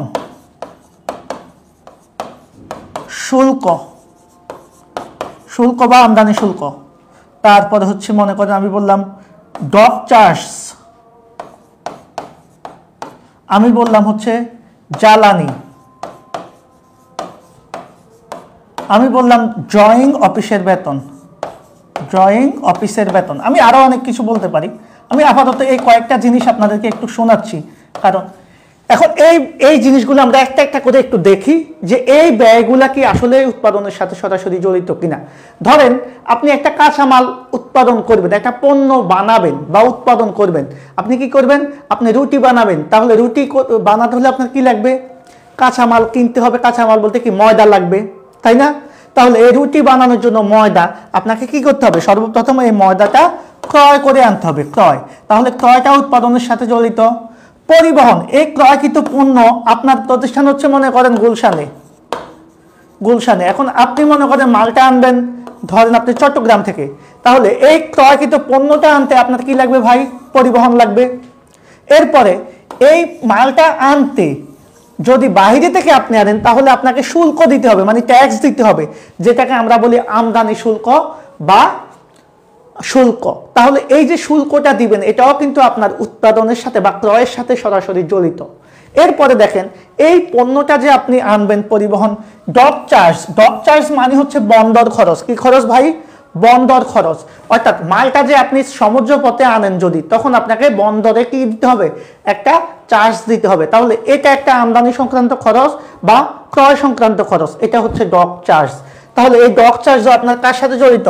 এই পণ্যদ্রব্য ক্রয়ের সাথে সরাসরি জড়িত। এরপর হচ্ছে জ্বালানি, আপনি তো জানেন উৎপাদন করতে গেলে আপনার জ্বালানি লাগবে। ড্রয়িং অফিসের বেতন মানে হচ্ছে আপনি যদি কোনো ধরনের নতুন পণ্য বানাতে চান তাহলে নতুন ডিজাইনের পণ্য করতে হবে। কোম্পানির ওই যারা ডিজাইনার, বিভিন্ন প্রোডাক্টের ডিজাইনার আছে, বিভিন্ন ফ্যাশন ডিজাইনার আছে, ওই ডিজাইনারদের বেতনটাকে বলা হয় ড্রয়িং অফিসের বেতন বা অঙ্কন অফিসের বেতন। এটাই হচ্ছে আমাদের উৎপাদন বা ক্রয়ের সাথে সরাসরি জড়িত। সো এই যে উৎপাদনের সাথে বা ক্রয়ের সাথে সরাসরি জড়িত যে ব্যয়গুলা, সেগুলা মনে রাখার জন্য আমরা এই টেকনিকটা অবলম্বন করব। এটাই হচ্ছে আমাদের প্রত্যক্ষ পরিচালনা ব্যয়। আমরা কি ক্লিয়ার? আচ্ছা, আমরা সবাইকে একটু জানাই যে আজকের যে ক্লাসটা আমরা নিচ্ছি এই ক্লাসটা কিন্তু আমাদের একটা পেইড ব্যাচের ক্লাস। এই ক্লাসটা আমরা তোমাদের সুবিধার্থে কিন্তু তোমাদের জন্য উন্মুক্ত করে দিয়েছি। সো আমাদের ক্লাসের কোয়ালিটি বা মানটা কিন্তু তোমরা অলরেডি দেখতে পাচ্ছ যারা ক্লাসটা করছো। সো তোমরা বুঝতেই পারছো ক্লাসের মানটা কিরকম হতে পারে, পেইডে আমরা কিভাবে সার্ভিস তোমাদের দেই, এই হচ্ছে একটা বিষয়। আরেকটা বিষয় হচ্ছে ড্যান্স দেবো, সমস্যা নয়, দেখি আমি এমনিতে কথা বলতে বলতে ড্যান্স দিচ্ছি। আরেকটা বিষয় হচ্ছে তোমরা যদি এই কোর্সে অ্যাড হও, ইনশাল্লাহ অ্যাকাউন্টিংয়ের যত ধরনের সাপোর্ট দরকার আমি আমার জায়গা থেকে সর্বোচ্চটা দেব। আমার 14 বছরের এক্সপিরিয়েন্স তোমাদের মাঝে বিলিয়ে দেবো, ইনশাল্লাহ ভালো কিছু হবে। তোমরা যারা ক্লাস করতে চাও অবশ্যই অ্যাড হয়ে যাইতে পারো, কোনোভাবেই নিরাশ হবে না। সামান্য কিছু টাকা দিয়ে শুধু অ্যাকাউন্টিংয়ে অ্যাড হয়ে যেতে পারো চাইলে। তাহলে আমরা প্রত্যক্ষ পরিচালনা ব্যয়টাকে ক্লিয়ার, স্পেশালি হচ্ছে আলিফ আপনান মাহি, আপনি বলেছেন যে আপনি বিক্রিত পণ্যের ব্যয় কোনগুলো বসবে সেটা বুঝেন না, তাহলে বিক্রিত পণ্যের ব্যয় বসবে আমাদের প্রত্যক্ষ পরিচালনা ব্যয়গুলো। আর প্রত্যক্ষ পরিচালনা ব্যয়গুলো কি হতে পারে সেটা আমরা একটু আগে দেখালাম, আশা করি আপনারা ক্লিয়ার হয়েছেন। এখন আমরা একটু দেখব যে প্রত্যক্ষ পরিচালনা ব্যয়গুলো আসলে কি। তাহলে আমি যে কথাটা বলেছি সেটাই, যে কি এই ব্যবসায়ের প্রত্যক্ষ পরিচালনা ব্যয় কোনগুলো ভাইয়া? যে সকল ব্যয়গুলো আমাদের কার সাথে জড়িত? উৎপাদনের সাথে এবং ক্রয়ের সাথে সরাসরি জড়িত, সেগুলো প্রত্যক্ষ পরিচালনা ব্যয়। তাহলে উৎপাদন বা ক্রয়ের সাথে সরাসরি জড়িত থাকবে। ওকে, এখন দেখেন এগুলা কি আছে। প্রথম হচ্ছে আমাদের ক্রয়, একটা প্রত্যক্ষ পরিচালনা ব্যয়। নোটটা অবশ্যই করে রাখবেন। প্রারম্ভিক মজুত পণ্য, যে পণ্যটা ক্রয় করে আনি বা সেই পণ্যটা বছরের শুরুতে যদি থেকে যায়, গত বছরের পণ্য, সেটাকে আমরা এই বছরে কি বলি? প্রারম্ভিক মজুত পণ্য বলি। এটাও আমাদের কিন্তু একটা প্রত্যক্ষ পরিচালনা ব্যয়। ক্রয় পরিবহনের আরেকটা নাম হচ্ছে অন্তঃপরিবহন বা আন্তঃপরিবহন, যে ক্রয়কৃত পণ্য পরিবহনে এনেছি। মজুরি, যাদেরকে আমরা ওই পণ্য উৎপাদনের জন্য যে শ্রমিককে যে টাকাটা দিই, যারা শারীরিকভাবে পরিশ্রম করে, কারখানায় কাজ করে, এদের যে টাকাটা আমরা প্রদান করি, এটাই হচ্ছে মজুরি। এটাও আমাদের উৎপাদনের সাথে জড়িত। এরপরে হচ্ছে আমাদের কি? আমদানি শুল্ক বলেছি, নগদ শুল্ক বা আবগারি শুল্ক, রয়্যালিটি বা সত্ত্ব ভাড়া, জাহাজ বা জলযান ভাড়া, ডক চার্জ বা বন্দর খরচ, ড্রয়িং অফিসের বেতন। এখন এখানে দুই একটা বিষয় আপনাদের কনফিউজ লাগতে পারে, আমি বলে দিই। রপ্তানি শুল্ক ছাড়া, একটা নোট লিখে রাখেন, রপ্তানি শুল্ক ছাড়া সকল শুল্ক প্রত্যক্ষ পরিচালনা ব্যয় অথবা বিক্রিত পণ্যের ব্যয়। নোটটা লিখেন, রপ্তানি শুল্ক ছাড়া বাকি যত শুল্ক আছে, আবগারি শুল্ক, নগদ শুল্ক, আমদানি শুল্ক, হ্যাঁ, ক্রয় শুল্ক, যা তারপরে হচ্ছে যত ধরনের শুল্কের কথা বলবে, আমরা সেটাকে কি করব? প্রত্যক্ষ পরিচালনা ব্যয় লিখব। আর ড্রয়িং অফিসের বেতন বলেছি। রয়্যালিটি বা সত্ত্ব ভাড়া হচ্ছে আপনি কোনো একটা জিনিস তৈরি করতে চান, মনে করেন আপনি বড় একটা জিনিস তৈরি করতে চান, কিন্তু ওই জাতীয় মেশিন আপনার কাছে নাই, আপনি কি করলেন? অন্যের একটা মেশিন ভাড়া নিয়ে সেই কাজটা করলেন। এই যে আরেকজনের মেশিন ভাড়া নিয়েছেন, তাকে যে একটা ইনকামের অংশ দিতে হবে, সেটা হচ্ছে রয়্যালিটি খরচ। অথবা অন্যের লাইসেন্সটাও আপনি ভাড়া নিতে পারেন, সেটাও রয়্যালিটি খরচের মধ্যে পড়ে। তাহলে রয়্যালিটি খরচ হচ্ছে পণ্য উৎপাদনের জন্য যতটুকু আমাদের সরাসরি ব্যয় করতে হয়, সেই ভাড়াটা বা খরচটা, অনেকে এটাকে রাস সালামিও বলে। এই হচ্ছে আমাদের প্রত্যক্ষ পরিচালনা ব্যয়ের নমুনা। তাহলে প্রত্যক্ষ পরিচালনা ব্যয় বা বিক্রিত পণ্যের ব্যয় কি আমরা চিনব? বলেন তো, বিক্রিত পণ্যের ব্যয় কি চেনা যায়? আমরা আজকের পর কি আর কারো কোনো প্রবলেম হবে? যারা আছেন লাইভে একটু জানান, যারা লাইভে আছেন তারা একটু জানান। স্পেশালি হচ্ছে আলিফ আপনার মাহি, আপনি বলেছেন বিক্রিত পণ্যের ব্যয় চিনবেন না। এখন এই নোট দেখে কি বোঝা যায় যে আপনি বিক্রিত পণ্যের ব্যয় চিনবেন? আমি কি বলতে পারবো যে আপনি পারবেন? যারা লাইভে আছেন তারা একটু জানান, আমি একটু কমেন্টগুলো চেক করি আপনাদের। ওকে, আমি সবাইকে রিকোয়েস্ট করবো সবার জায়গা থেকে অবশ্যই লাইভটাকে একটু শেয়ার করে দেবেন। হ্যাঁ, কারণ লাইভে কিন্তু একেবারেই শেয়ার হয় না। এটা দ্যাট মিনস আপনারা আমার ক্লাসটা আসছেন গেছেন, ওইভাবে করেন নাই। Thank you very much. যারা শেয়ার করেছেন তাদেরকে ধন্যবাদ। ক্লিয়ার, আমি যাকে বলছি সে এখনো রিপ্লাই দেন নাই। হ্যাঁ, ক্লিয়ার কিনা সবাই? তাহলে আমরা প্রত্যক্ষ পরিচালনা ব্যয় জানলাম। এখন আরো দুইটা ব্যয় আছে, একটা হচ্ছে পরোক্ষ পরিচালনা ব্যয় বা শুধু পরিচালনা ব্যয়, আরেকটা হচ্ছে অন্যান্য ব্যয় বা অপরিচালন ব্যয়। এটার জন্য আমি কি করি? আমি একটা টেকনিক্যালি কথা বলি। বাকি যে দুইটা ব্যয় আছে, সেই দুইটা ব্যয় আপনারা মনে রাখার দরকার নেই, শুধু অন্যান্য ব্যয়টা আপনারা কিছু আইটেম মনে রাখবেন। তাহলে এই যে প্রত্যক্ষ পরিচালনা ব্যয় গেল এবং অন্যান্য ব্যয় ছাড়া বাকি যা আসবে সবই পরোক্ষ। সো পরোক্ষ পরিচালনা ব্যয় আপনাদের মনে রাখার দরকার নেই। আমি কি বুঝাতে পেরেছি আপনাদেরকে? তাহলে পরোক্ষ পরিচালনা ব্যয় কিন্তু আপনাদের ওইভাবে মনে রাখার দরকার নেই। আপনি জাস্ট কি করবেন? আপনি জাস্ট, আমাকে কি দেখা যাচ্ছে না? যারা লাইভে আছেন তারা একটু জানান, যারা লাইভে আছেন একটু জানান।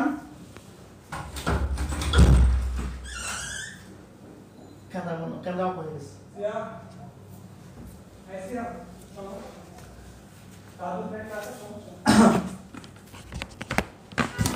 আমি সবাইকে একটু রিকোয়েস্ট করবো, সবাই একটু সবার জায়গা থেকে একটু, আজকে যারা আমার ফার্স্ট ক্লাস করেছেন তারা একটু জানান। আমরা সামনের অংশেতে চলে যাব। ওকে, আমি একটু রিকোয়েস্ট করবো সবাইকে সবার জায়গা থেকে, যারা লাইভে আছেন সবাই সবার জায়গা থেকে একটু ক্লাসটা। Thank you very much. Clear, জি ভাইয়া ক্লিয়ার। বিজয় দত্ত, হ্যাঁ স্যার ক্লিয়ার। বিজয় দত্ত, আজকের ক্লাসটা আপনার কাছে কেমন লাগছে? আচ্ছা আমরা একটু কথা বলি, সমস্যা নাই। দেখা যাচ্ছে না, দেখা ক্যামেরাটা ঠিক হয়ে যাবে, এখনই ঠিক হয়ে যাবে। ওকে, আমাদের যে প্রবলেমটা ছিল সেই প্রবলেমগুলো আমাদের ক্লিয়ার হয়েছে কিনা? অ্যাকাউন্টিংয়ে আমাদের যে প্রবলেমগুলো ছিল, বিক্রিত পণ্যের ব্যয় আমরা কিভাবে বের করব সেটা আমরা সবাই পারবো কিনা বলেন তো? সবাই বিক্রিত পণ্যের দেখা যায় না ভাইয়া, দেখা যাবে, সমস্যা নাই, দেখা যাবে। এই যে আমাকে দেখা যাবে। আরে মাঝে মধ্যে আমি হাওয়ার মধ্যে থেকে ক্লাস করাবো, বুঝছেন? মনে হবে ভূত ক্লাস করাচ্ছে, আমি নাই। দেখবেন ক্যামেরা আছে, আমি নেই। দেখা যায় না ভাইয়া, দেখা যাবে, এখন দেখা যাবে। Thank you very much. আমি খেয়াল করি নাই আসলে প্রথমে। তো এই হচ্ছে আমাদের। তাহলে আমরা বাকি যে দুইটা ব্যয় আছে ভাইয়া, কি বলেছি যে আপনি যদি অন্যান্য ব্যয়গুলা মনে রাখেন, কি ব্যয়?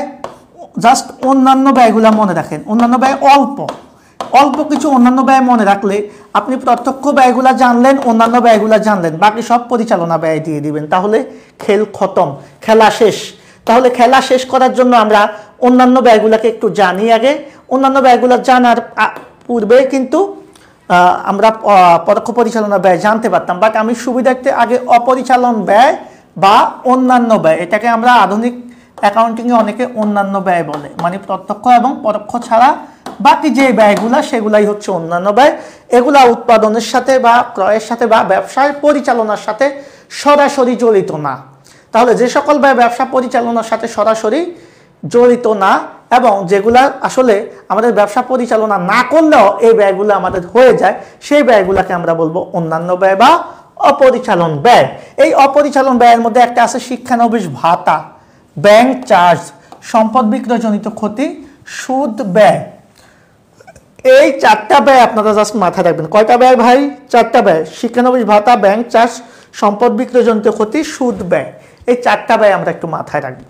তাহলে সম্পদ বিক্রয়জনিত ক্ষতি তো বুঝেন, আপনি একটা আসবাবপত্র কিনেছেন, মনে করেন 20,000 টাকা দিয়ে একটা আসবাবপত্র কিনেছেন, এটা কিনেছেন 20,000 টাকা দিয়ে, এখন সেটা বিক্রি করতে গিয়েছেন, বিক্রি করেছেন আপনি 15,000 টাকা বিক্রি করেছেন, মাঝখানে অবশ্যই ছিল, সেই হিসাবে গেলাম না। তাহলে আপনার কত টাকা ক্ষতি হয়েছে? 5,000 টাকা ক্ষতি হয়েছে। এই 5,000 টাকাকে বলা হবে সম্পদ বিক্রয়জনিত ক্ষতি। এটার সাথে আপনার ব্যবসায় পরিচালনার সরাসরি কোনো সম্পর্ক নাই, কারণ যেই সম্পদটা কিনেছেন সেটা আপনি ব্যবসা পরিচালনা না করলেও বিক্রি করলে কমে বিক্রি করতে হতো। সো এই ক্ষতিটা হচ্ছে আমাদের একটা অপরিচালন ব্যয়। এরপরে আপনি দেখেন শিক্ষানবিশ ভাতা। শিক্ষানবিশ ভাতাটা কি ভাই? শিক্ষার বিনিময়ে যদি আমরা টাকা দিই সেটা হচ্ছে শিক্ষানবিশ ভাতা। যেমন আপনারা এখানে অনেকেই আছেন যারা ক্লাস করছেন পেইড ব্যাচের স্টুডেন্ট, তো তারা কি করতেছেন? পড়তেছেন আর টাকা দিচ্ছেন। তাহলে এই যে ব্যয়টা আপনার হচ্ছে শিক্ষার বিনিময়ে আপনি টাকাটা খরচ করতেছেন, এটা শিক্ষানবিশ ভাতা হিসাবে গণ্য করব। এরপরে হচ্ছে আমাদের ব্যাংক চার্জ। ব্যাংকে টাকা জমা রাখলে ব্যাংক SMS চার্জ বাবদ, চেক প্রিন্টিং খরচ বাবদ, তারপরে আমাদের অর্থ জমা বাবদ বিভিন্ন ধরনের সার্ভিস চার্জ কর্তন করে, যেটা আমাদের পরিচালনার সাথে সরাসরি সম্পর্কযুক্ত না। সো এটাও একটা অপরিচালন ব্যয়। আর সুদ ব্যয়গুলা, সুদ ব্যয়ের সাথে পরিচালনার কোনো সম্পর্ক নাই। মনে করেন আপনি একটা ব্যাংক থেকে লোন নিয়েছেন 10 লাখ টাকা, লোন নিয়ে আপনি প্রতিষ্ঠান বন্ধ করে বসে আছেন, ব্যাংক কর্তৃপক্ষ কি আপনাকে ছাড়বে যে আপনি গিয়ে বলতে পারেন ভাইয়া আমি তো ব্যাংক চালাই, আমি তো আমার প্রতিষ্ঠান চালাই নাই, আপনাকে কেন সুদ দিব? মানবে? মানবে না। বা আপনার কোনো একজন বন্ধুর কাছ থেকে ঋণ নিয়েছেন, তারপরে ঋণটা আপনি কাজে লাগান নাই বা নষ্ট করে ফেলছেন, তার উপর কি সে ছাড়বে আপনাকে? সে কি সুদ মকুব করবে? করবে না। সো ঋণের সুদ বা আমরা যদি বলি মূলধনের সুদ বা ব্যাংক জমাতিরিক্তের সুদ, ব্যাংক থেকে যদি আপনি জমার অতিরিক্ত উত্তোলন করেন সেটাকে আমরা বলি ব্যাংক জমাতিরিক্ত, সেই ব্যাংক জমাতিরিক্তের সুদটাও আপনার জন্য একটা ব্যয়। আর এই ব্যয়গুলোকে আমরা বলবো অপরিচালন ব্যয় বা অন্যান্য ব্যয়। ক্লিয়ার? যারা লাইভে আছেন ক্লিয়ার কিনা? ভাইয়া ক্লাসের পিডিএফটা লাগবে, বেস্ট ক্লাস ভাইয়া, থ্যাংক ইউ ভেরি মাচ। একটা রিভিউ দিবেন, যদি সত্যি সত্যি বেস্ট ক্লাস হয় তাহলে আমি মনে করব যে আসলে আমার ক্লাসটা আপনারা পছন্দ করেছেন। রিভিউর জন্য আমাকে নক পিডিএফের জন্য নক দিয়েন। ওকে, থ্যাংক ইউ ভেরি মাচ। না ভাইয়া দেখা যাচ্ছে না, আপনি আগের বিষয়টা ক্লিয়ার কিনা। তাহলে আমরা অপরিচালন ব্যয়গুলো একটু মাথায় রেখে ফেলি। 4-5টা ব্যয় আছে, এটা হচ্ছে অপরিচালন ব্যয়। আর প্রত্যক্ষ পরিচালনা ব্যয়গুলো কার সাথে জড়িত? উৎপাদন বা ক্রয়ের সাথে। তাহলে অপরিচালন ব্যয় গেল, প্রত্যক্ষ পরিচালন ব্যয় গেল। 3 ভাইয়ের মধ্যে 2 ভাই আপনি শিখে ফেললেন, বাকি 1 ভাই কি? এই দুইটার বাইরে তেমন কোনো আইটেম নাই আমি যা বলেছি। এর বাইরে যত ব্যয় পাবেন সবই পরোক্ষ পরিচালনা ব্যয় বা পরিচালনা ব্যয়। ক্লিয়ার কিনা? আজকে আলিফ আদনান মাহি, আলামিন হোসেন, তারপরে বাকি যারা আছেন, ক্লাসটা কেমন লেগেছে আপনাদের অবশ্যই অবশ্যই জানাবেন। আমি আপনাদের জন্য অনেক কষ্ট করে ক্লাসটা নিচ্ছি, কারণ আমি চাই না কোনো একটা স্টুডেন্টও আমার ক্লাসটা বুঝে না এটা বলুক। ওকে, আমি চাচ্ছি সবাই যাতে ক্লাসটা পছন্দ করে এবং সবার যাতে উপকার হয়। বাকি যারা আছেন প্রবলেমের জন্য শুনতে পারেন। ক্লিয়ার ভাইয়া? Belladonna clear, Samit clear. Okay, yes ভাইয়া, best class, thank you very much, thank you. Bijoy Dutta, আবার একটু স্যার, আবার একটু বললে আমি এটা বলবো, সেটা হচ্ছে খেয়াল করেন, আমরা অপরিচালন আয়ের মধ্যে আমরা লিখব সে আয়গুলাকে, যে অপরিচালন ব্যয়ের মধ্যে যেগুলা ব্যবসায় পরিচালনার সাথে কোনো ধরনের সম্পর্ক নাই। তাহলে ব্যবসায়ের পরিচালনার সাথে সম্পর্ক নাই কোনগুলার? আমি যদি কোনো জায়গা থেকে ঋণ নিই বা আমি যদি ব্যবসায় মূলধন দিই, সেগুলোর উপর ব্যবসায় যে সুদটা দিবে সেটার সাথে পরিচালনার কোনো সম্পর্ক নাই। শিক্ষানবিশ ভাতার সাথে পরিচালনার কোনো সম্পর্ক নাই। ব্যাংক চার্জের সাথে ব্যবসা পরিচালনার কোনো সম্পর্ক নাই। এগুলো হচ্ছে অপরিচালন ব্যয়। আর এই অপরিচালন ব্যয় বা অন্যান্য ব্যয়, আর প্রথমে আমরা বললাম কি উৎপাদন এবং ক্রয়ের সাথে জড়িত ব্যয় হচ্ছে প্রত্যক্ষ পরিচালনা ব্যয়। বাকি এছাড়া বাকি যত ব্যয় আছে সবই হচ্ছে পরোক্ষ পরিচালনা ব্যয়। এখন পরোক্ষ পরিচালনা ব্যয় বা পরিচালনা ব্যয়গুলা কি আমরা একটু দেখে নিই। দেখো, পরোক্ষ পরিচালনা ব্যয় বা পরিচালনা ব্যয় কিন্তু আমরা সবাই চিনি, আমরা এটা কমনভাবে চিনি। উৎপাদন ব্যয় বিবরণী যারা করেছেন তারা এটা আরও ভালোভাবে চিনবেন। তারপরে আমি বলে দিই যে ব্যবসায়ের দৈনন্দিন পরিচালনার যে খরচগুলা, দৈনন্দিন ব্যবসা চালাতে গেলে আমাদের কিছু খরচ হয়, সেগুলোকে বলবো আমরা পরোক্ষ পরিচালনা ব্যয়। এখন পরোক্ষ পরিচালনা ব্যয়গুলা কি হতে পারে? ব্যবসা চালাইতে গেলে আমাদের কি করতে হবে? বেতন দিতে হবে, অফিস ভাড়া দিতে হবে, বিজ্ঞাপন দিতে হবে, তারপরে হচ্ছে আমাদের কি হবে? মনিহারি ক্রয় করতে হবে, সাধারণভাবে বিভিন্ন খরচ হবে, তারপরে নিরীক্ষা ফিস দিতে হবে, তারপরে আমাদের কি করতে হবে? ডাক ও তার কর ও অভিকর, তারপরে হচ্ছে আমাদের রপ্তানি শুল্ক দিতে হবে, আমাদের বিক্রয়কৃত পণ্যের পরিবহন খরচ দিতে হবে। এই যে ব্যয়গুলাকে অবচয় বা অবলোপন আছে, হ্যাঁ অবচয় হতে পারে, অনাদায়ী পাওনা আছে, তার মানে হচ্ছে যে কোনো প্রকারের অবচয় অবলোপন আছে, এই ব্যয়গুলাকে আমরা বলবো পরিচালনার ব্যয়। যেগুলো ব্যবসা পরিচালনা করতে গেলে যে ব্যয়গুলা হয় সেই ব্যয়গুলাকে পরিচালনা ব্যয় বলে। যেমন বেতন, ভাড়া, মনিহারি, ডাকতার, অফিস বা কারবার খরচ, বিমা প্রিমিয়াম, অবচয় অবলোপন, কর ও অভিকর, ডাকতার, নিরীক্ষা ফিস, আইন খরচ, বিজ্ঞাপন, বিক্রয় পরিবহন, রপ্তানি শুল্ক, প্যাকিং খরচ, শোরুম ভাড়া, বিক্রয় মেলা খরচ, ভ্রমণ খরচ, কমিশন, ডেলিভারি ভ্যানের অবচয়, অনাদায়ী পাওনা। এই যে ব্যয়গুলা লিখেছি আমি, এগুলার বাইরেও আরও অনেক ধরনের ব্যয় আছে, বাট সব ব্যয় তোমাদের পড়ার দরকার নাই। এই কমন ব্যয়গুলো একটু জেনে রাখবা, এগুলো ব্যবসা চালাতে গেলে আমাদের লাগবে। তাহলে এটাই হচ্ছে পরিচালনা ব্যয় বা পরোক্ষ পরিচালনা ব্যয়। তার মানে এর মাধ্যমে আমরা 3টা ব্যয় সম্বন্ধে একটা আইডিয়া পেলাম। কি কি? প্রথম ব্যয়টা ছিল প্রত্যক্ষ পরিচালনা ব্যয়। তো প্রত্যক্ষ পরিচালনা ব্যয়গুলাকে আমরা বিক্রিত পণ্যের ব্যয় বলবো। এই প্রত্যক্ষ পরিচালনা ব্যয়গুলা কি কি? আমরা সবাই জানি উৎপাদন বা ক্রয়ের সাথে জড়িত। এরপরে আমরা এখন দেখলাম হচ্ছে পরোক্ষ পরিচালনা ব্যয়। এরপরে আমরা শিখছি হচ্ছে অন্যান্য ব্যয় বা অপরিচালন ব্যয়। ক্লিয়ার কিনা বলো? ব্যয়ের 14 গোষ্ঠী ক্লিয়ার কিনা?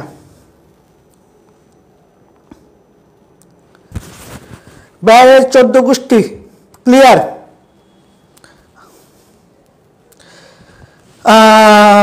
বেলাডোনা আলহামদুলিল্লাহ অনেক ভালো, থ্যাংক ইউ ভেরি মাচ। আপনারা যদি ভালো বলেন তাহলে আমার ক্লাস বেশি বেশি পাবেন, আপনারা যদি ভালো না বলেন তাহলে তো ক্লাস পাবেন না, এই হচ্ছে বিষয়। ওকে, থ্যাংক ইউ ভেরি মাচ, অসংখ্য ধন্যবাদ যারা লাইভে আছেন এখন পর্যন্ত আছেন। আপনারা শেষ পর্যন্ত থাকলে আপনারা আরও অনেক কিছু পাবেন। আমরা আমাদের জায়গা থেকে সর্বোচ্চ চেষ্টা করতেছি যে আপনাদেরকে ভালো একটা সার্ভিস দেওয়ার জন্য, যাতে করে আপনারা আমাদের কথা মনে রাখেন। ওকে, এই হচ্ছে বিষয়। আমি সবাইকে রিকোয়েস্ট করবো সবার জায়গা থেকে সবাই আমাদের লাইভে একটু যুক্ত হয়ে যাই। এখন লাইভে কিছু স্টুডেন্ট কমে গিয়েছে, আপনারা একটু কষ্ট করে চেষ্টা করেন, ইনশাল্লাহ আমরা সবাই একসাথে যাতে ক্লাসটা করতে পারি। ওকে, থ্যাংক ইউ ভেরি মাচ আপনারা সবাইকে ধন্যবাদ যারা লাইভে আছেন। তাহলে ব্যয় নিয়ে, অ্যাকাউন্টিংয়ের ব্যয় নিয়ে এতদিন যত ধরনের প্রবলেম আছে সকল প্রবলেম কিন্তু আজকে সমাধান করে দিলাম আজকের ক্লাসের মাধ্যমে। আপনাদের ব্যয় নিয়ে কিন্তু কোনো ধরনের প্রবলেম থাকা চলবে না। ওকে, এখন আমরা যেটা শিখবো সেটা হচ্ছে আয়। তো আয় নিয়ে কি কিছু শেখানোর আছে? আয় তো দুই প্রকার ভাই। তাহলে আমরা আয় কি, আয় একটা হচ্ছে প্রত্যক্ষ পরিচালনা আয়, এই আয়টা হচ্ছে প্রত্যক্ষ আয় বা প্রত্যক্ষ পরিচালনা আয়, সেটা শুধুমাত্র একটাই আছে, সেটা হচ্ছে বিক্রয়। এছাড়া বাকি যত আয় আছে সবই অন্যান্য আয়। এখন অন্যান্য আয়গুলাকে আপনারা চিনতে হবে, বলেন তো আপনাদের আর চেনার দরকার আছে? চেনার দরকার নাই। কারণ আমি যদি বলি লভ্যাংশ প্রাপ্তি, তো আপনি চিন্তা করবেন লভ্যাংশ প্রাপ্তিটা তো আয়, দ্যাট মিনস বিক্রয় ছাড়া বাকি সব আয় অন্যান্য আয়। আমি বললাম শিক্ষানবিশ স্যালামি, আপনি বললেন শিক্ষানবিশ স্যালামি আয়, তার মানে অন্যান্য আয়। আমি বললাম বিনিয়োগের সুদ, উত্তোলনের সুদ, আপনি বললেন আয়, মানে অন্যান্য আয়। আয় বলতেই অন্যান্য আয়, বিক্রয় ছাড়া বাকি যত আয় আছে সব অন্যান্য আয়। আমি বললাম আপনাকে উপভাড়া, আপনি বললেন অন্যান্য আয়। ওকে, মানে বিক্রয় ছাড়া বাকি সকল আয় অন্যান্য আয়। তাহলে বিশদায় বিবরণীর টোটাল যে বিষয়টা সেটা আমরা ক্লিয়ার করে ফেললাম। ওকে, আয় ব্যয় সংক্রান্ত যত প্রবলেম আছে। এখন দেখেন আমরা বিশদায় বিবরণীটা কিভাবে করব, আমরা চারটা ধাপে করব। মূলত এই যে বিশদায় বিবরণী বা বহুধাপ বিশিষ্ট আয় বিবরণীটা আমরা চারটা ধাপে করব। একটা প্রথম ধাপে হচ্ছে আমরা বিক্রয় থেকে নিট বিক্রয় বের করব, একটু আগে দেখালাম কিভাবে নিট বিক্রয় বের করব। বিক্রয়ের সাথে যা যা আছে সেগুলা যোগ করব, যেগুলা যোগ হওয়ার কথা, আর যেগুলা বিয়োগ হওয়ার কথা সেগুলা বিয়োগ করব। শেষে যে অ্যামাউন্টটা আসবে সেটাই নিট বিক্রয়। এরপরে বিক্রিত পণ্যের ব্যয় সহ মোট মুনাফা। বিক্রিত পণ্যের ব্যয়ের মধ্যে আমাদের কি যাবে, আমরা অলরেডি সবাই জানি বিক্রিত পণ্যের ব্যয় মানে প্রত্যক্ষ পরিচালনা ব্যয়গুলা যাবে, প্রত্যক্ষ পরিচালনা ব্যয়। ওকে, এরপরে হচ্ছে আমাদের পরিচালন খরচ বা পরিচালনা ব্যয়ের মধ্যে কি যাবে সেটা আমরা জানি, বেতন ভাড়া এগুলা। এরপরে অন্যান্য আয়গুলা আর অন্যান্য ব্যয়গুলা, অন্যান্য আয়গুলা যোগ করে অন্যান্য ব্যয়গুলো আমরা মাইনাস করে নেট মুনাফা পাবো। এই হচ্ছে চারটা ধাপে আমরা বিশদায় বিবরণী করব। রায়হান আহমেদ মাসুম, আপনার ক্লাস সব সময় ভালো লাগে sir, thank you very much. কিন্তু আমার ক্লাসটা শেয়ার টেয়ার কম হয় আর কি, ভালো লাগে মুখে অনেকেই বলে, বাট আমাকে আসলে মন থেকে কয়জন ভালোবাসে সেটা জানি না। বেশিক্ষণ ক্লাস করলে ক্লাস মনে থাকে না। আজকের ক্লাসটা একটু বেশিক্ষণই হবে, কারণ হচ্ছে এই ক্লাসটা তো হচ্ছে আমাদের জন্য একটা স্পেশাল গিফট, কারণ এই ক্লাসটা আপনারা সবসময় পাবেন না। ওকে, ক্লিয়ার ভাইয়া? তাহলে আমরা বিশদায় বিবরণীর যে ধাপ বা বিশদায় বিবরণীর বিষয়টা কি আমরা ক্লিয়ার? আশা করি আমরা ক্লিয়ার হয়ে গিয়েছি। এখন আমরা বিশদায় বিবরণী এক ধাপ বিশিষ্ট বিশদায় বিবরণী দেখেছি। তো এখন দেখো নিট বিক্রয় কীভাবে বের করতে হয় সেটা আমরা অলরেডি জানি। তাহলে বিক্রিত পণ্যের ব্যয়, দেখো এই জিনিসগুলো কিন্তু অলরেডি আমাদের আলোচনা শেষ। নিট বিক্রয় বের করব, বিক্রিত পণ্যের ব্যয় বের করব, মোট মুনাফা নির্ণয় করব, এই জিনিসগুলো কিন্তু অলরেডি আমাদের জানা শেষ। এরপরে পরিচালন মুনাফা, এরপরে হচ্ছে নিট মুনাফা। সো এই জিনিসগুলো কিন্তু অলরেডি আমরা করে ফেলেছি। এখন আমরা একটা বিশদায় বিবরণী দেখব আমার নামের, কারণ যেহেতু অঙ্কটা আমি করাচ্ছি, আমার নাম না দিলে আমার কাছে ভালো লাগে না। হ্যাঁ, সেজন্য আমি আমার নামে একটা অঙ্ক করাচ্ছি, তোমরা মাইন্ড করো না আবার। ওকে, দেখো এখানে খুব সুন্দরভাবে আমরা একটা বিশদায় বিবরণী এনেছি তোমাদের জন্য। আমরা এই বিশদায় বিবরণীটা একটু দেখব, এর মাধ্যমে আমরা বিশদায় বিবরণীর টোটাল যে বিষয়টা, ওকে তোমাদের মনে হয় একটু বড় হয়ে গেছে এটা, আচ্ছা এটাকে একটু ছোট করে দিচ্ছি। আই থিঙ্ক এবার ক্লিয়ার। ওকে, আমরা একটু আলোচনা করতে চাই, দেখেন আমাদের প্রথম হচ্ছে শাহাদাত লিমিটেডের একটা আয় বিবরণী বা বিশদায় বিবরণী 2023 সালের 31শে ডিসেম্বর সমাপ্ত বছরের জন্য। এখানে প্রথমে আমরা আয় লিখব, তাই না? আয় থেকে ব্যয় মাইনাস করব। তাহলে প্রথম আয়টা কি? বিক্রয়, প্রত্যক্ষ পরিচালনা আয়। এই বিক্রয় থেকে, বিক্রয়টাকে আমরা লিখব, এখান থেকে বিক্রয় ফেরত এবং বিক্রয় বাদটা দুইটা জিনিস মাইনাস করব। তাহলে বিক্রয় থেকে আমরা কয়টা জিনিস মাইনাস করেছি ভাইয়া? বিক্রয় ফেরত আর বিক্রয় বাদটা মাইনাস করেছি। আর যদি অলিখিত বিক্রয় থাকে বা ধারে বিক্রয় থাকে সেটা আমরা কি করব? ধারে বিক্রয়টা আমরা কি করব? যোগ করব। ধারে বিক্রয় বা অলিখিত বিক্রয় যোগ করে বিক্রয় ফেরত বিক্রয় বাদটা মাইনাস করে আমরা যেই টাকাটা পাবো সেটাকে থার্ড কলামে লিখে দিব নেট বিক্রয়। তাহলে প্রথম কাজটা আমরা করেছি নেট বিক্রয়, এটাকে আমি 1 দিলাম তোমাদের সুবিধার্থে। ওকে, 1 দিলাম। তাহলে আমরা বিক্রয় থেকে প্রথমে কি করব? নিট বিক্রয়টা বের করে নেব। বিক্রয়ের সাথে যাবতীয় জিনিস যোগ করে কি যোগ করব, ধারে বিক্রয় বা অলিখিত বিক্রয় যোগ করব, আর কি বাদ দিব, বিক্রয় ফেরত বা বিক্রয় বাদটা বাদ দিব। বাদ দেওয়ার পর যেটা পাবো সেটা নেট বিক্রয়। এখান থেকে এখন আমরা কি করব, প্রত্যক্ষ পরিচালনা ব্যয় মানে কি, বিক্রিত পণ্যের ব্যয়, মনে আছে তো? তাহলে বিক্রিত পণ্যের ব্যয়গুলোকে কি, প্রত্যক্ষ পরিচালনা ব্যয়গুলোকে কি আমরা সবাই জানি তো? সবাই জানি। বেশিক্ষণ ক্লাস করলে মাথায় থাকে না ভাইয়া। বেশিক্ষণ ক্লাস বলতে ক্লাসটা তুমি করবা, করার পরে মাথায় থাকার দরকার নাই, এরপরে ক্লাসটা আরেকবার দেখবা, দেখে নোট করবা, ইনশাল্লাহ সব মাথায় থাকবে। আমি কি খুব দ্রুত পড়াচ্ছি? একটু জানাও তো সবাই, যারা লাইভে আছো তারা একটু জানাও তো আমি কি খুব দ্রুত পড়াচ্ছি না ঠিক আছে? আপনার ক্লাস সব সময় ভালো লাগে, কেমনে বুঝবো তোমরা আমার ক্লাস ভালো লাগে? সেটা কিভাবে বুঝবো? সেটা বোঝার ওয়ে হচ্ছে তোমরা বেশি বেশি আমার ক্লাসটা শেয়ার করবা, পাশাপাশি তোমরা কমেন্ট করবা, আর তোমরা অবশ্যই ক্লাস শেষে নোট বা পিডিএফ শেয়ার করবা, তাহলে বুঝবো যে তোমরা আমার ক্লাস পছন্দ করো। এখন দেখো, তাহলে আমরা বিক্রিত পণ্যের ব্যয় কিভাবে বের করব? আমরা জানি বিক্রিত পণ্যের ব্যয় মানে প্রত্যক্ষ পরিচালনা ব্যয়গুলো। তো প্রত্যক্ষ পরিচালনা ব্যয়ের মধ্যে প্রারম্ভিক মজুত, ক্রয়, তারপরে হচ্ছে কি মনে আছে, ক্রয় পরিবহন, তারপরে ক্রয় সংক্রান্ত অন্যান্য যে খরচগুলো আছে, কি কি আছে আমরা একটু দেখি।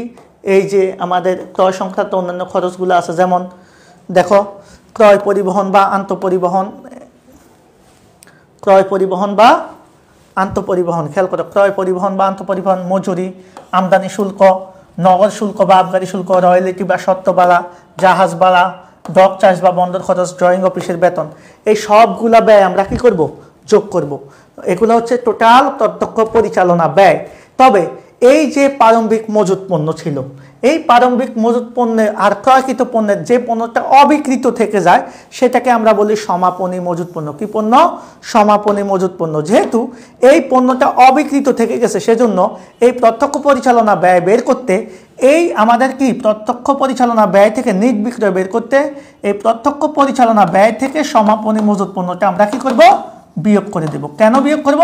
কারণ এই পণ্যটা আমাদের ব্যয় হয় নাই, এটা অবিকৃত থেকে গেছে। আমরা সবাই জানি নির্দিষ্ট সময় শেষে অবিকৃত পণ্যটা হচ্ছে সমাপনী মজুত পণ্য। সো প্রত্যক্ষ পরিচালনা ব্যয় বের করতে গেলে, অর্থাৎ বিকৃত পণ্যের ব্যয় বের করতে গেলে আমরা কি করব, এই প্রত্যক্ষ পরিচালনা ব্যয় থেকে সমাপনী মজুত পণ্যটা বাদ দিয়ে দেব, তাহলে আমরা বিকৃত পণ্যের ব্যয় পেয়ে যাব। এবার আমরা যেটা প্রথমে বলেছি, প্রথম ধাপ ছিল আমাদের নিট বিক্রয়, দ্বিতীয় ধাপ বিকৃত পণ্যের ব্যয়। এখন আমি কি করলাম, এই নিট বিক্রয় থেকে বিকৃত পণ্যের ব্যয় বাদ দিলে আমার মেইন কাজ 3 নম্বর ধাপ, মোট মুনাফা পেয়ে যাব। ক্লিয়ার কিনা? মোট মুনাফা পর্যন্ত সবাই ক্লিয়ার? এক বাক্যে বলি। ফাতিমা খাতুন, আসসালামু আলাইকুম। এখন আসছেন নাকি ক্লাসে? ওয়ালাইকুম আসসালাম। অনেক লেট হয়ে গেছে, সমস্যা নাই, ক্লাসটা অবশ্যই রিভিউ আবার করে নেবেন। তাহলে বিকৃত পণ্যের ব্যয় সবাই ক্লিয়ার কিনা একটু জানান আমাকে। মোট মুনাফা পর্যন্ত সবাই ক্লিয়ার কিনা? আমি একটু সবার কমেন্ট দেখতে চাই ভাই। আপনারা একটু কমেন্ট না করলে তো বোঝা যায় না ভাই। ভাইয়া অবলোপন মানে কি সেটা একটু বলে দেন। ক্লিয়ার? আচ্ছা ঠিক আছে, আমি বলে দিচ্ছি। ইজাদের সম্বন্ধে শুনে অবলোপন সর্বোপরি কি এক, আমিও জানি, কিন্তু অবলোপন শব্দটা মানে কি বুঝতে পারছি না। ওকে, আমি বলছি। ভাইয়া অনাদায়ী পাওনা সঞ্চিতি নিয়ে একটু বলেন। তাহলে দুইটা জিনিস পেয়েছি, সেটা নিয়ে আমি একটু বলবো। অনাদায়ী পাওনা সঞ্চিতি এবং অবচয় অবলোপন নিয়ে বলবো, তাই তো? আচ্ছা বলবো, অবশ্যই বলবো, বলবো না কেন। যত ধরনের প্রবলেম আছে সব নিয়েই বলবো। তাহলে মোট মুনাফা পর্যন্ত আমরা ক্লিয়ার কিনা আমি আগে সেটা জানতে চাই। তাহলে মোট মুনাফা পর্যন্ত ক্লিয়ার হলে আমি এখানে অবচয় আর অবলোপন জানতে চেয়েছেন, তাই তো? অবচয় আর অবলোপনটা আমি একটু বলি। এই জিনিসটা কি, এটা খুবই কমন একটা জিনিস, তারপরে কমনটা অনেক সময় আমাদের কাছে আনকমন লাগে। মনে করেন আসবাবপত্র, তারপরে মনে করেন এটা হচ্ছে সুনাম, এটা হচ্ছে মনে করেন কয়লা খনি বা কয়লা খনি বা খনিজ তেল, এই তিনটা জিনিস। আমরা সংক্ষেপে একটা বিষয় জেনে নিই, এটা আমরা অলরেডি আলোচনা। এই আসবাবপত্রটাও একটা সম্পদ। এই তো তিনটা জিনিসই আমাদের ব্যবসা প্রতিষ্ঠানের সম্পদ। কি সম্পদ? এই তিনটা জিনিসই ব্যবসা প্রতিষ্ঠানের স্থায়ী সম্পদ। কি সম্পদ ভাইয়া? স্থায়ী সম্পদ। আমি একটু রিপিট করি তোমাদের জন্য, ওকে? আচ্ছা, আমি এটাকে একটু সুন্দর করে লিখে দিই। এই তিনটা জিনিসই আমাদের ব্যবসা প্রতিষ্ঠানের জন্য স্থায়ী সম্পদ। তাহলে আসবাবপত্র, ওকে? তাহলে এই তিনটা জিনিসই আমাদের ব্যবসা প্রতিষ্ঠানের জন্য স্থায়ী সম্পদ। তাহলে স্থায়ী সম্পদ কয়টা? 3 প্রকার। স্থায়ী সম্পদ মূলত কয় প্রকার ভাই? 3 প্রকার। একটা হচ্ছে কি আসবাবপত্র, এটাও স্থায়ী সম্পদ। সুনামও স্থায়ী সম্পদ। কয়লা খনি বা খনিজ তেল বা প্রাকৃতিক গ্যাস এগুলাও স্থায়ী সম্পদ। এখন একটা বিষয় আমি আপনাদের সাথে শেয়ার করব। এই একটা আসবাবপত্র আপনি কিনেছেন, মনে করেন আসবাবপত্রটা কিনেছেন আপনি ওই যে একটু আগে বললাম 20,000 টাকা দিয়ে। এখন সেটা 1 বছর ব্যবহার করেছেন, কথার কথা ব্যবহার করার পরে এটা 2,000 টাকা দাম কমে গিয়েছে, হ্যাঁ, আর আসবাবপত্রটার মূল্য দাঁড়াচ্ছে 1 বছর পরে 18,000 টাকা। এই যে 1 বছর ব্যবহার করার কারণে এই আসবাবপত্র 2,000 টাকা মূল্য কমে গেছে, এটার নামই বলা হয় অবচয়। এটাকে বলা হয় অবচয় অ্যাকাউন্টিংয়ে। এখন খেয়াল করেন, তাহলে স্থায়ী সম্পদের ব্যবহারের কারণে তার যে মূল্য কমে যায় বা হ্রাস পায় সেটাই হচ্ছে অবচয়। এখন কথা হচ্ছে যে স্যার ঠিক আছে এটা অবচয়, এটা স্থায়ী সম্পদ, এটাও তো স্থায়ী সম্পদ। তাহলে যদি এমন হয় সুনাম আপনি ব্যবহার করার কারণে সুনামের মূল্য কমে যাবে, তখন সেটাকে আমরা বলি হচ্ছে অবলোপন। একটু খেয়াল করেন। আবার যদি কয়লা খনির মূল্য কমে যায় তখন সেটাকে আমরা বলি নিঃশেষ খরচ বা শূন্যীকরণ, নিঃশেষ খরচ। খেয়াল করবা। এখন বিষয়টা হচ্ছে এই 3টা স্থায়ী সম্পদ হলেও এই 3টার আলাদা আলাদা 3টা বৈশিষ্ট্য আছে। কি বৈশিষ্ট্য? সেই বৈশিষ্ট্যটা হচ্ছে আসবাবপত্র হচ্ছে স্পর্শনীয় বা দৃশ্যমান, তাহলে দৃশ্যমান স্থায়ী সম্পদ। সুনাম হচ্ছে অস্পর্শনীয় বা অদৃশ্যমান স্থায়ী সম্পদ। আর কয়লার খনি হচ্ছে প্রাকৃতিক সম্পদ, ন্যাচারাল অ্যাসেটস। সেজন্য স্থায়ী সম্পদ যদি দৃশ্যমান বা স্পর্শনীয় হয়, মানে যে সম্পদটাকে আপনি ধরতে পারবেন, ধরা ছোঁয়া যায় যে সম্পদটা, সেটাকে আমরা বলি স্থায়ী সম্পদ। মানে স্থায়ী সম্পদের মধ্যে স্পর্শনীয় বা দৃশ্যমান স্থায়ী সম্পদ। তাহলে স্পর্শনীয় বা দৃশ্যমান স্থায়ী সম্পদের ব্যবহারের কারণে যে মূল্য কমে যায় সেটা হচ্ছে অবচয়। আর যে স্থায়ী সম্পদটাকে আপনি ধরতে পারবেন না, মনে করেন আমার সুনাম আছে যে শাহাদাত ভাই বা রাশেদ ভাই অ্যাকাউন্টিংটা খুব ভালো বোঝায়, এই যে আমার সুনাম আপনি কি টাচ করতে পারবেন? না, পারবেন না। আপনি কি করতে পারবেন? জাস্ট ফিল করতে পারবেন, অনুভব করতে পারবেন, এটাকে স্পর্শ করা যাবে না। এই জাতীয় সম্পদগুলোকে আমরা বলি অস্পর্শনীয় স্থায়ী সম্পদ বা অদৃশ্যমান স্থায়ী সম্পদ, যেটা দেখা যায় না। এই সম্পদের ব্যবহারের কারণে মূল্য কমলে সেটাকে আমরা বলি অবলোপন। আর যদি কয়লার খনিজ তেল, যেটা প্রাকৃতিক বা গড গিফটেড যে সম্পদগুলা, সেই সম্পদগুলার যদি ব্যবহারের কারণে মূল্য কমে যায় সেটাকে বলি নিঃশেষ খরচ বা শূন্যীকরণ। তাহলে 3টা জিনিসই এক। স্থায়ী সম্পদের ক্ষয় বা মূল্য হ্রাস, তবে স্থায়ী সম্পদটা যদি দৃশ্যমান হয় তখন হয় অবচয়, অদৃশ্যমান হলে হয় অবলোপন, আর প্রাকৃতিক হলে হয় নিঃশেষ খরচ। ক্লিয়ার? আই থিঙ্ক ক্লিয়ার হয়ে যাবেন। ক্লিয়ার? বিক্রয় ছাড়া সর্বোপরি সবগুলোই অন্যান্য হয়। হ্যাঁ ভাইয়া, থ্যাংক ইউ ভেরি মাচ যারা বলেছেন। আর আরেকটা প্রশ্ন বলেছেন যে তাহলে এই নোটগুলা কিন্তু আপনি সহজে কোনো জায়গায় পাবেন না, এত সুন্দর করে বিস্তারিতভাবে কিন্তু আপনি বুঝবেন না। ওকে,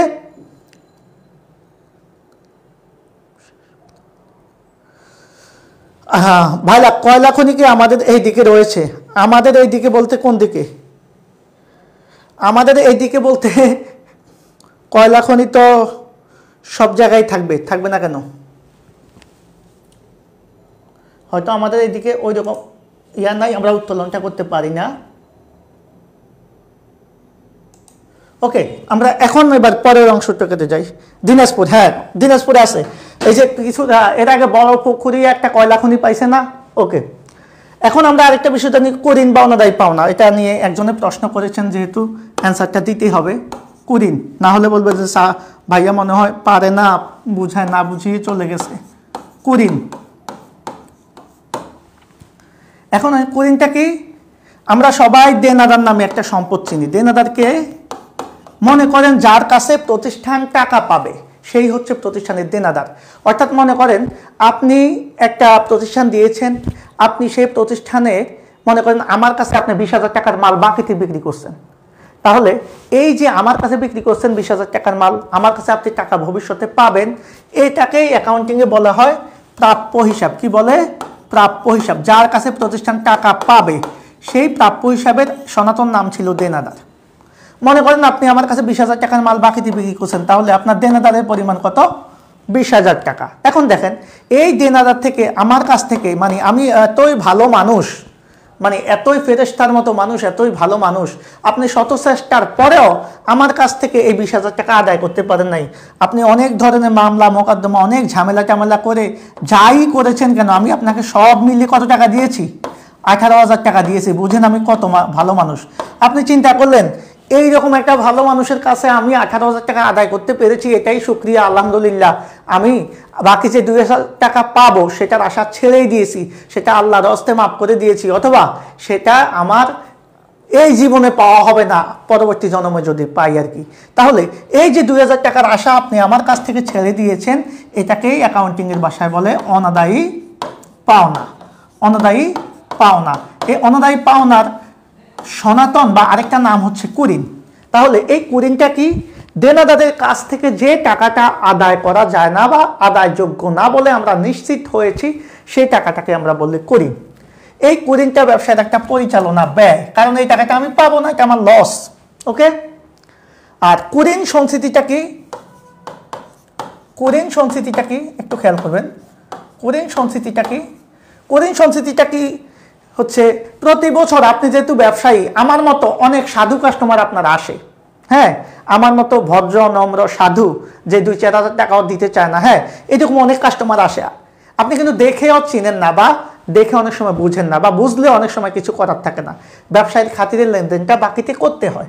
এখন এই যে প্রতি বছর আমার মতো কিছু সাধু সন্ন্যাসী আসে আপনার কাছে টাকার জন্য, বাকিতে মাল কেনার জন্য, তাদেরকে আপনি না দিয়ে পারেন না, এদের কাছ থেকে সব টাকা আদায় করেন না। সেজন্য আপনি চিন্তা করছেন 2024 সাল গেল, 2025 সালেও আমার হয়তোবা যত টাকা আমি পাবো তার 5% টাকা আমি আদায় করতে পারবো না। কত সালে? 2025 সালে আরও 5% টাকা হয়তোবা আমি আদায় করতে পারবো না যা পাবো মানুষের কাছে। কারণ বাংলাদেশের মানুষ আমরা খুব ভদ্র, আমরা সবাই জানি। হ্যাঁ, আমাদের কথার কোনো কি নাই, ব্যত্যয় নাই, যা বলি তাই করি। ওকে, তবে সেটা উল্টো দিকে আর কি। তাহলে এই 25 সালে আপনি 5% টাকা আমার কাছ থেকে পাবেন না। এই যে পাবেন না, সেজন্য আপনি এই 24 সালে কি করছেন? আপনার আয়ের বিপরীতে একটা তহবিল গঠন করেছেন, যেটাকে আমরা বলি হচ্ছে কুরিন সঞ্চিতি। ওকে, যেটাকে আমরা কি বলি? কুরিন সঞ্চিতি। অর্থাৎ পরবর্তী বছরে কুরিন হবে সেটা ভেবে চলতি বছরের শেষে আমাদের নিট আয়ের বিপরীতে যে তহবিলটা গঠন করা হয় সেটাকে বলা হয় কুরিন সঞ্চিতি। এটাকে আমরা বলবো বিপরীত সম্পদ, বা কি ভবিষ্যতের জন্য একটা,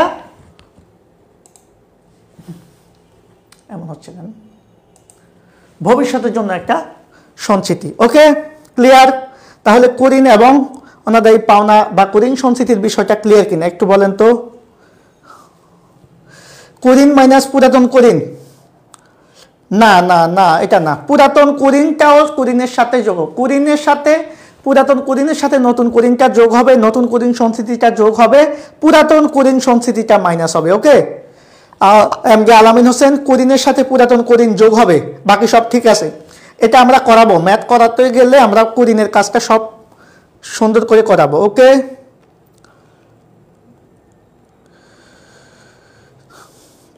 আলামিন আবার বলেন, কুরিনের সাথে পুরাতন কুরিন আপনি যেটা মাইনাস করেছেন সেটা প্লাস হবে, কুরিনের সাথে পুরাতন কুরিন যোগ হবে, নতুন কুরিন সঞ্চিতি যোগ হবে, শুধু পুরাতন কুরিন সঞ্চিতি বিয়োগ হবে। অঙ্ক করানোর সময় আমি সেটা ক্লিয়ার করে দেব। আপনার এখানে সব ঠিক আছে, শুধু পুরাতন কুরিনটা আপনি কি করবেন? যোগ করবেন, বাকি সব ঠিক আছে। ওকে, তাহলে আমরা আমাদের যেটা দেখলাম, আমরা প্রথমে নিট বিক্রয় দেখলাম, এরপরে বিক্রিত পণ্যের ব্যয় দেখে আমরা মোট মুনাফা বের করলাম, তাই না? মোট মুনাফা পর্যন্ত আমরা সবাই ক্লিয়ার হয়েছি, আমরা সবাই মোট মুনাফা পর্যন্ত ক্লিয়ার হয়েছি। ওকে, কি করেছি? নিট বিক্রয় থেকে বিক্রিত পণ্যের ব্যয় বাদ দিয়েছি। এরপরে আমাদের কি আসবে? পরিচালনা ব্যয় বা পরোক্ষ পরিচালনা ব্যয়গুলো আমরা বাদ দেব। এই পরোক্ষ পরিচালনা ব্যয়গুলো আমরা জানি সবাই, সেগুলো বাদ দিয়ে দিব। বাদ দেওয়ার পরে আমরা যেটা পাবো সেটার নাম হচ্ছে পরিচালন মুনাফা। দেখেন এই বিষয়গুলো কিন্তু আমরা অলরেডি আলোচনা করে ফেলেছি, এই বিষয়গুলো কিন্তু আমরা আলোচনা করে ফেলেছি পরিচালন মুনাফা পর্যন্ত। এখন আসেন সর্বশেষ কি হবে? অপরিচালন আয় বা অন্যান্য আয়গুলা যোগ হবে, অপরিচালন ব্যয় বা অন্যান্য ব্যয়গুলা কি হবে, বিয়োগ হবে। অপরিচালন আয় যোগ হবে, অপরিচালন ব্যয় বিয়োগ হবে, বিয়োগ হওয়ার পর আমরা যেটা পাবো সেটাই নেট মুনাফা। সেটাই কি মুনাফা ভাই, নেট মুনাফা। ক্লিয়ার কিনা? এখন এই বিষয়টাকে আমরা সংক্ষেপে যদি একটু উপস্থাপন করতে চাই তাহলে কিভাবে করব একটু আমি আপনাদের কাছে একটু শেয়ার করি। দেখেন, এই ধাপটাই হচ্ছে আমাদের মেইন কাজ। আজকের ক্লাসের সর্বশেষ এই কাজটা করলে আমরা মোটামুটি বুঝবো যে আমাদের অঙ্কটাতে আমাদের যা যা জানার ছিল তা আমরা জানতে পেরেছি কিনা। দেখো, প্রথমে আমরা কি বের করব, নিট বিক্রয় বের করব। নিট বিক্রয়, বিক্রয়ের সাথে সকল আইটেম যোগ বিয়োগ করে নিট বিক্রয় বের করে আমরা প্রত্যক্ষ পরিচালনা ব্যয় থেকে সমাপনী মজুত পণ্য মাইনাস করে যেটা পাবো সেটাকে আমরা বলি হচ্ছে বিক্রিত পণ্যের ব্যয়। বিক্রিত পণ্যের ব্যয়, এগুলা কিন্তু আপনাদের কত জায়গায় কাজে লাগবে কল্পনাও করতে পারবেন না। এবার নিট বিক্রয় থেকে বিক্রিত পণ্যের ব্যয় বাদ দিলে আমরা কি পাবো, মোট মুনাফা। মোট মুনাফা, মোট মুনাফা থেকে আমরা পরোক্ষ পরিচালনা ব্যয় বা পরিচালনা ব্যয় মাইনাস করে দিব। যেহেতু পরোক্ষ পরিচালনা আয় বলতে কোনো আয় আমরা পাচ্ছি না, সো পরোক্ষ পরিচালনা ব্যয় বাদ দিব, আমরা পাবো কি পরবর্তী ধাপ, পরিচালন মুনাফা।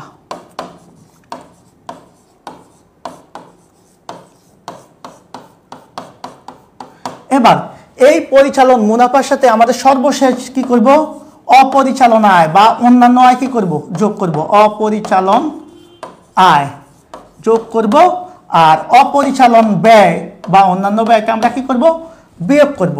তাহলে অপরিচালন আয় যোগ করে অপরিচালন ব্যয় বিয়োগ করলে আমরা যেটা পাবো সেটার নাম হচ্ছে কি মুনাফা, নেট মুনাফা। আমি এখানেই লিখে দিচ্ছি নেট মুনাফা।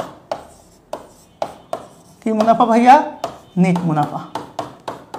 ক্লিয়ার কিনা বলেন তো? এখন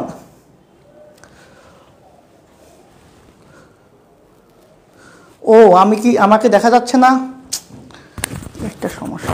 একটা মিনিট, জাস্ট একটা মিনিট। আমরা বিশদায় বিপরীত যে ছকটা করেছি এই ছকটা একটু মাথায় রাখছি। সিয়াম ভাই ভাই,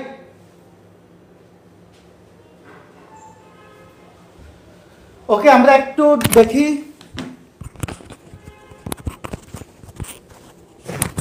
একটু একটু ইয়া করেন একটু।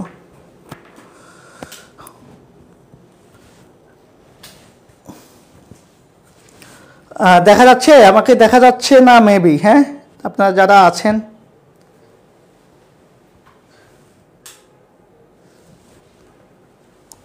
হ্যাঁ অঙ্ক তো করাবো, আজকে তো অঙ্কের ক্লাস না ভাইয়া।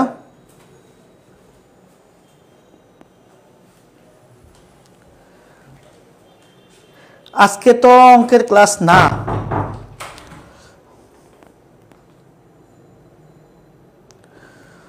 ওকে, তাহলে আমরা কি দেখতে পাচ্ছি? এখন দেখতে পাচ্ছি, এখন মেবি ঠিক হয়ে গেছে। তাহলে আমরা যেটা করলাম সেটা হচ্ছে, আমরা একটু দেখি। আমরা খুব গুরুত্বপূর্ণ এই ক্লাসটা মোটামুটি আমরা শেষ করতে যাচ্ছি। ক্লাসটা শেষ করব এই কারণেই, কারণ এই ক্লাসটা শেষ করলে আপনারা অনেক কিছু বুঝবেন। এখন ঠিক আছে, ওকে, থ্যাংক ইউ ভাইয়া। ভাইয়া দেখা যায় না, ভাইয়া নড়ে না যে, ভাইয়া স্টিল। আমি ঠিক আছে, আমি নড়াচড়া ঠিকই করেছি কিন্তু ক্যামেরাটা আটকে গেছে। ওকে, থ্যাংক ইউ ভেরি মাচ। আমরা আজকে তো অঙ্ক করাচ্ছি না, আজকে বেসিক বিষয়টা আপনাদের সাথে শেয়ার করছি। তাহলে আমরা দেখেন, আমি যদি এটাকে সংক্ষেপে একটু মার্ক করি, প্রথমে আমরা কি করেছি, একে আমরা নিট বিক্রয় বের করেছি, দুই আমরা কি করেছি, বিক্রিত পণ্যের ব্যয় বের করেছি, তিনে কি করেছি, নিট বিক্রয় থেকে বিক্রিত পণ্যের ব্যয় বাদ দিয়ে আমরা কি করেছি ভাইয়া, মোট মুনাফা বের করেছি।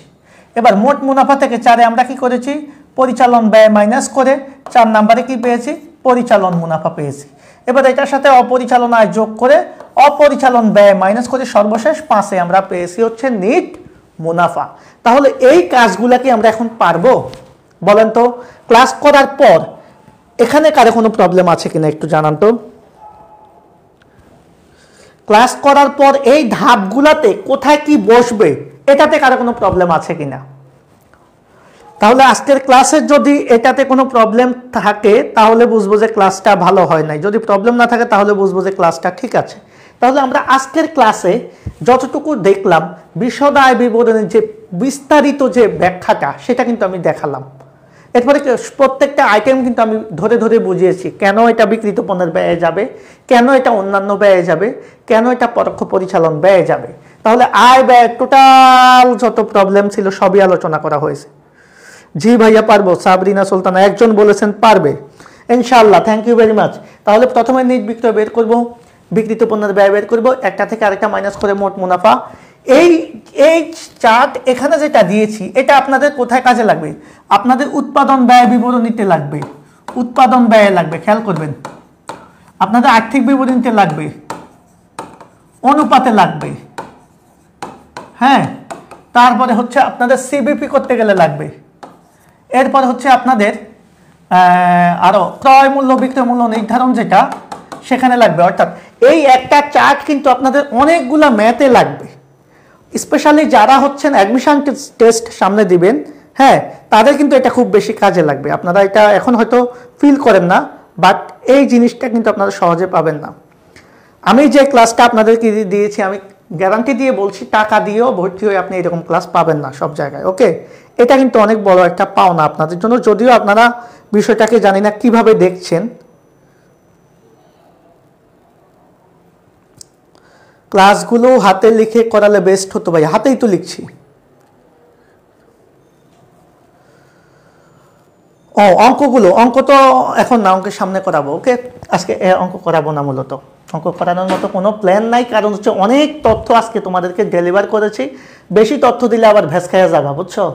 বেশি দেওয়া ভালো না, বলে না, বেশি ভালো না। এখন কথা হচ্ছে, একটা খেয়াল করো তো, আমরা টোটাল সকল আয় থেকে সকল ব্যয় মাইনাস করে নিট মুনাফা পেয়েছি। কি মুনাফা পেয়েছি?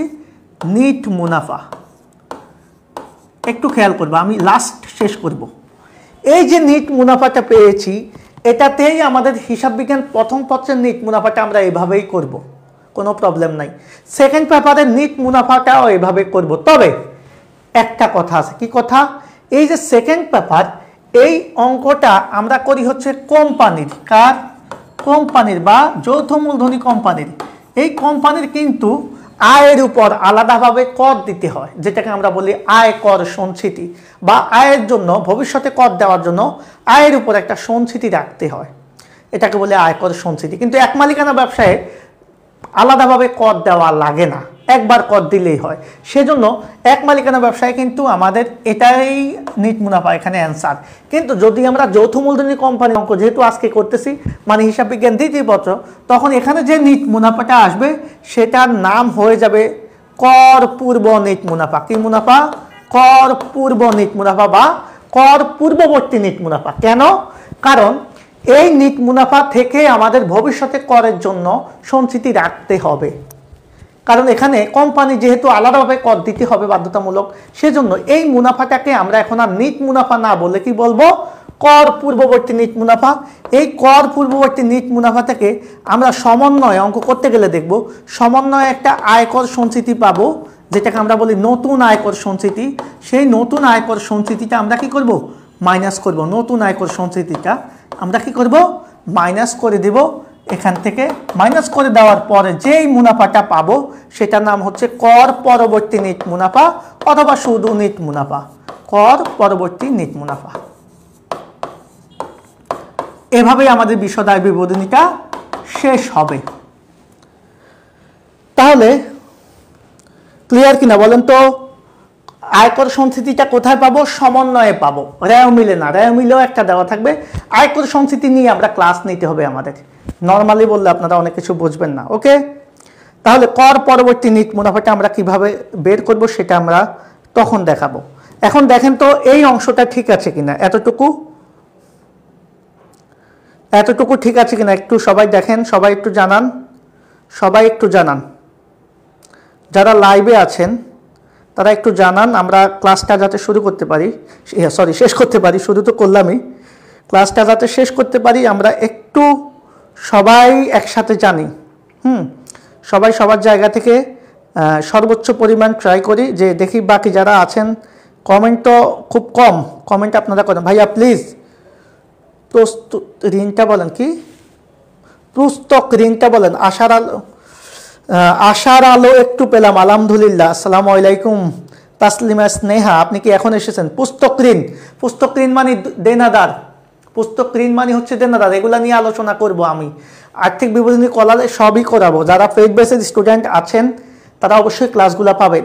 আর আজকের ক্লাসটা কেমন হয়েছে, আমরা কতটুকু পড়াতে পেরেছি সেটা অবশ্যই রিভিউ দিবেন, এটা আমি সবার কাছে প্রত্যাশা করব। পুস্তক ঋণটা দেনাদার, পুস্তক ঋণ, বুক ডেপ্ট, বিক্রয় খতিয়ানের জের, খরিদ্দারের হিসাব, তারপরে হচ্ছে আমাদের কি প্রাপ্য, তারপরে হচ্ছে অধমন্য, সবগুলার নামই হচ্ছে দেনাদার। দেনাদারের অনেকগুলা ছদ্মনাম আছে। এখন একটা ক্লাসে সব পড়ানো পসিবল না, আপনারা জানেন। আমি যতটুকু সম্ভব বুঝিয়েছি। এগুলো হচ্ছে বেসিক আলোচনা। আপনাদের যখন ম্যাথ করাবো তখন প্রত্যেকটা আইটেম নিয়ে আলোচনা হবে, প্রত্যেকটা সমন্বয় নিয়ে আলোচনা হবে, প্রত্যেকটা অঙ্ক নিয়ে আলোচনা হবে, ডিটেলস সেটা আলাদাভাবে হবে। তাহলে আজকের ক্লাসটাতে আমরা যতটুকু শিখেছি, আমার কথা হচ্ছে এখানে কারো কোনো প্রবলেম আছে কিনা। তাহলে পুস্তক ঋণ মানে হচ্ছে দেনাদার বা প্রাপ্য হিসাব, ওকে, এটা একটা সম্পদ।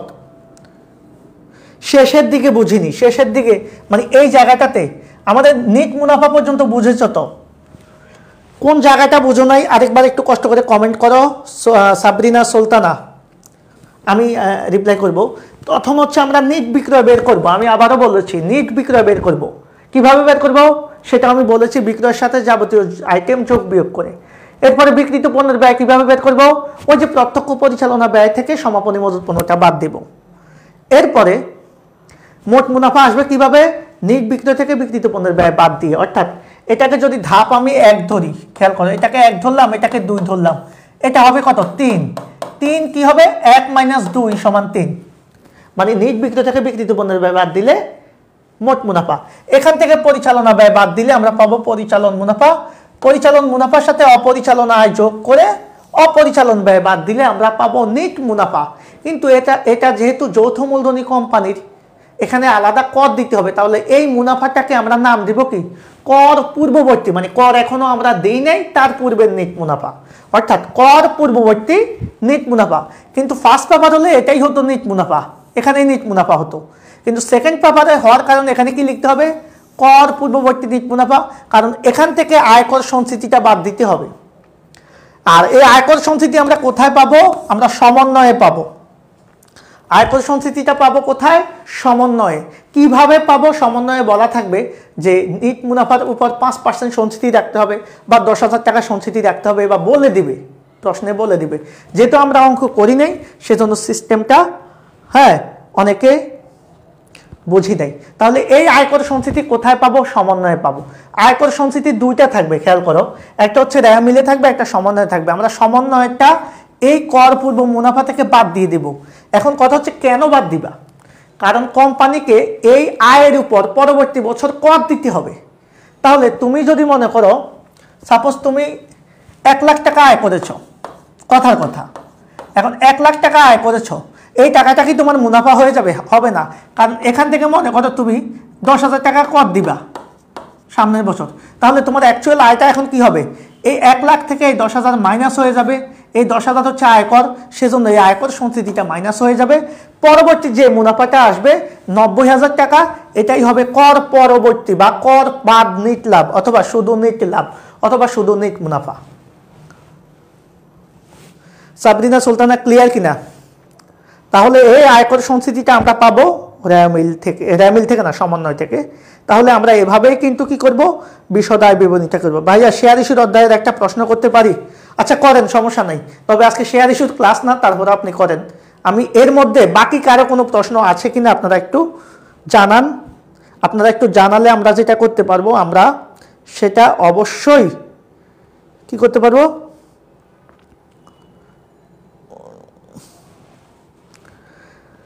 আই এডুকেশন পেজে আমাদের রিচ কম কেন, আপনারা কমেন্ট, আপনাদের ক্লাস হাতে লিখে করালে ভালো হতো। আপনাদের কারো কোনো প্রবলেম নাই আজকের আলোচনাতে? আর কারো কোনো সমস্যা আছে কিনা আপনারা একটু জানান।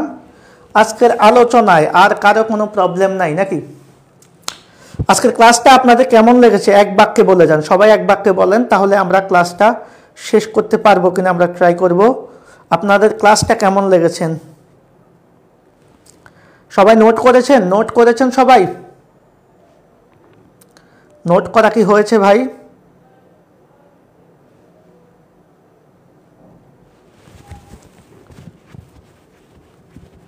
হ্যাঁ, সেটার জন্য আলাদা জাবেদা দিতে হবে। শেয়ার ইস্যুর থেকে যদি কম আসে তাহলে অবলেখক ওই শেয়ারগুলা ওই অঙ্কে অবলেখক থাকলে সেটা সেই শেয়ার কিনে নেবে, সেজন্য জাবেদা হবে কি অবলেখক যেহেতু কিনে নেবে তোমাকে ব্যাংকে টাকা দিবে, ব্যাংক হিসাব ডেবিট, শেয়ার মূলধন হিসাব ক্রেডিট। অবলেখক কিনে নেবে, জাবেদা হবে ব্যাংক হিসাব ডেবিট, শেয়ার মূলধন হিসাব ক্রেডিট। যদি ওই অঙ্কে অবহার অধিহার থাকে সেটাও আসবে, অর্থাৎ ব্যাংক হিসাব ডেবিট, শেয়ার অবহার থাকলে অবহার ডেবিট, মূলধন ক্রেডিট। আর যদি অধিহার হয় তাহলে ব্যাংক হিসাব ডেবিট, শেয়ার মূলধন ক্রেডিট, শেয়ার অধিহার ক্রেডিট, এইভাবে হবে যাবে।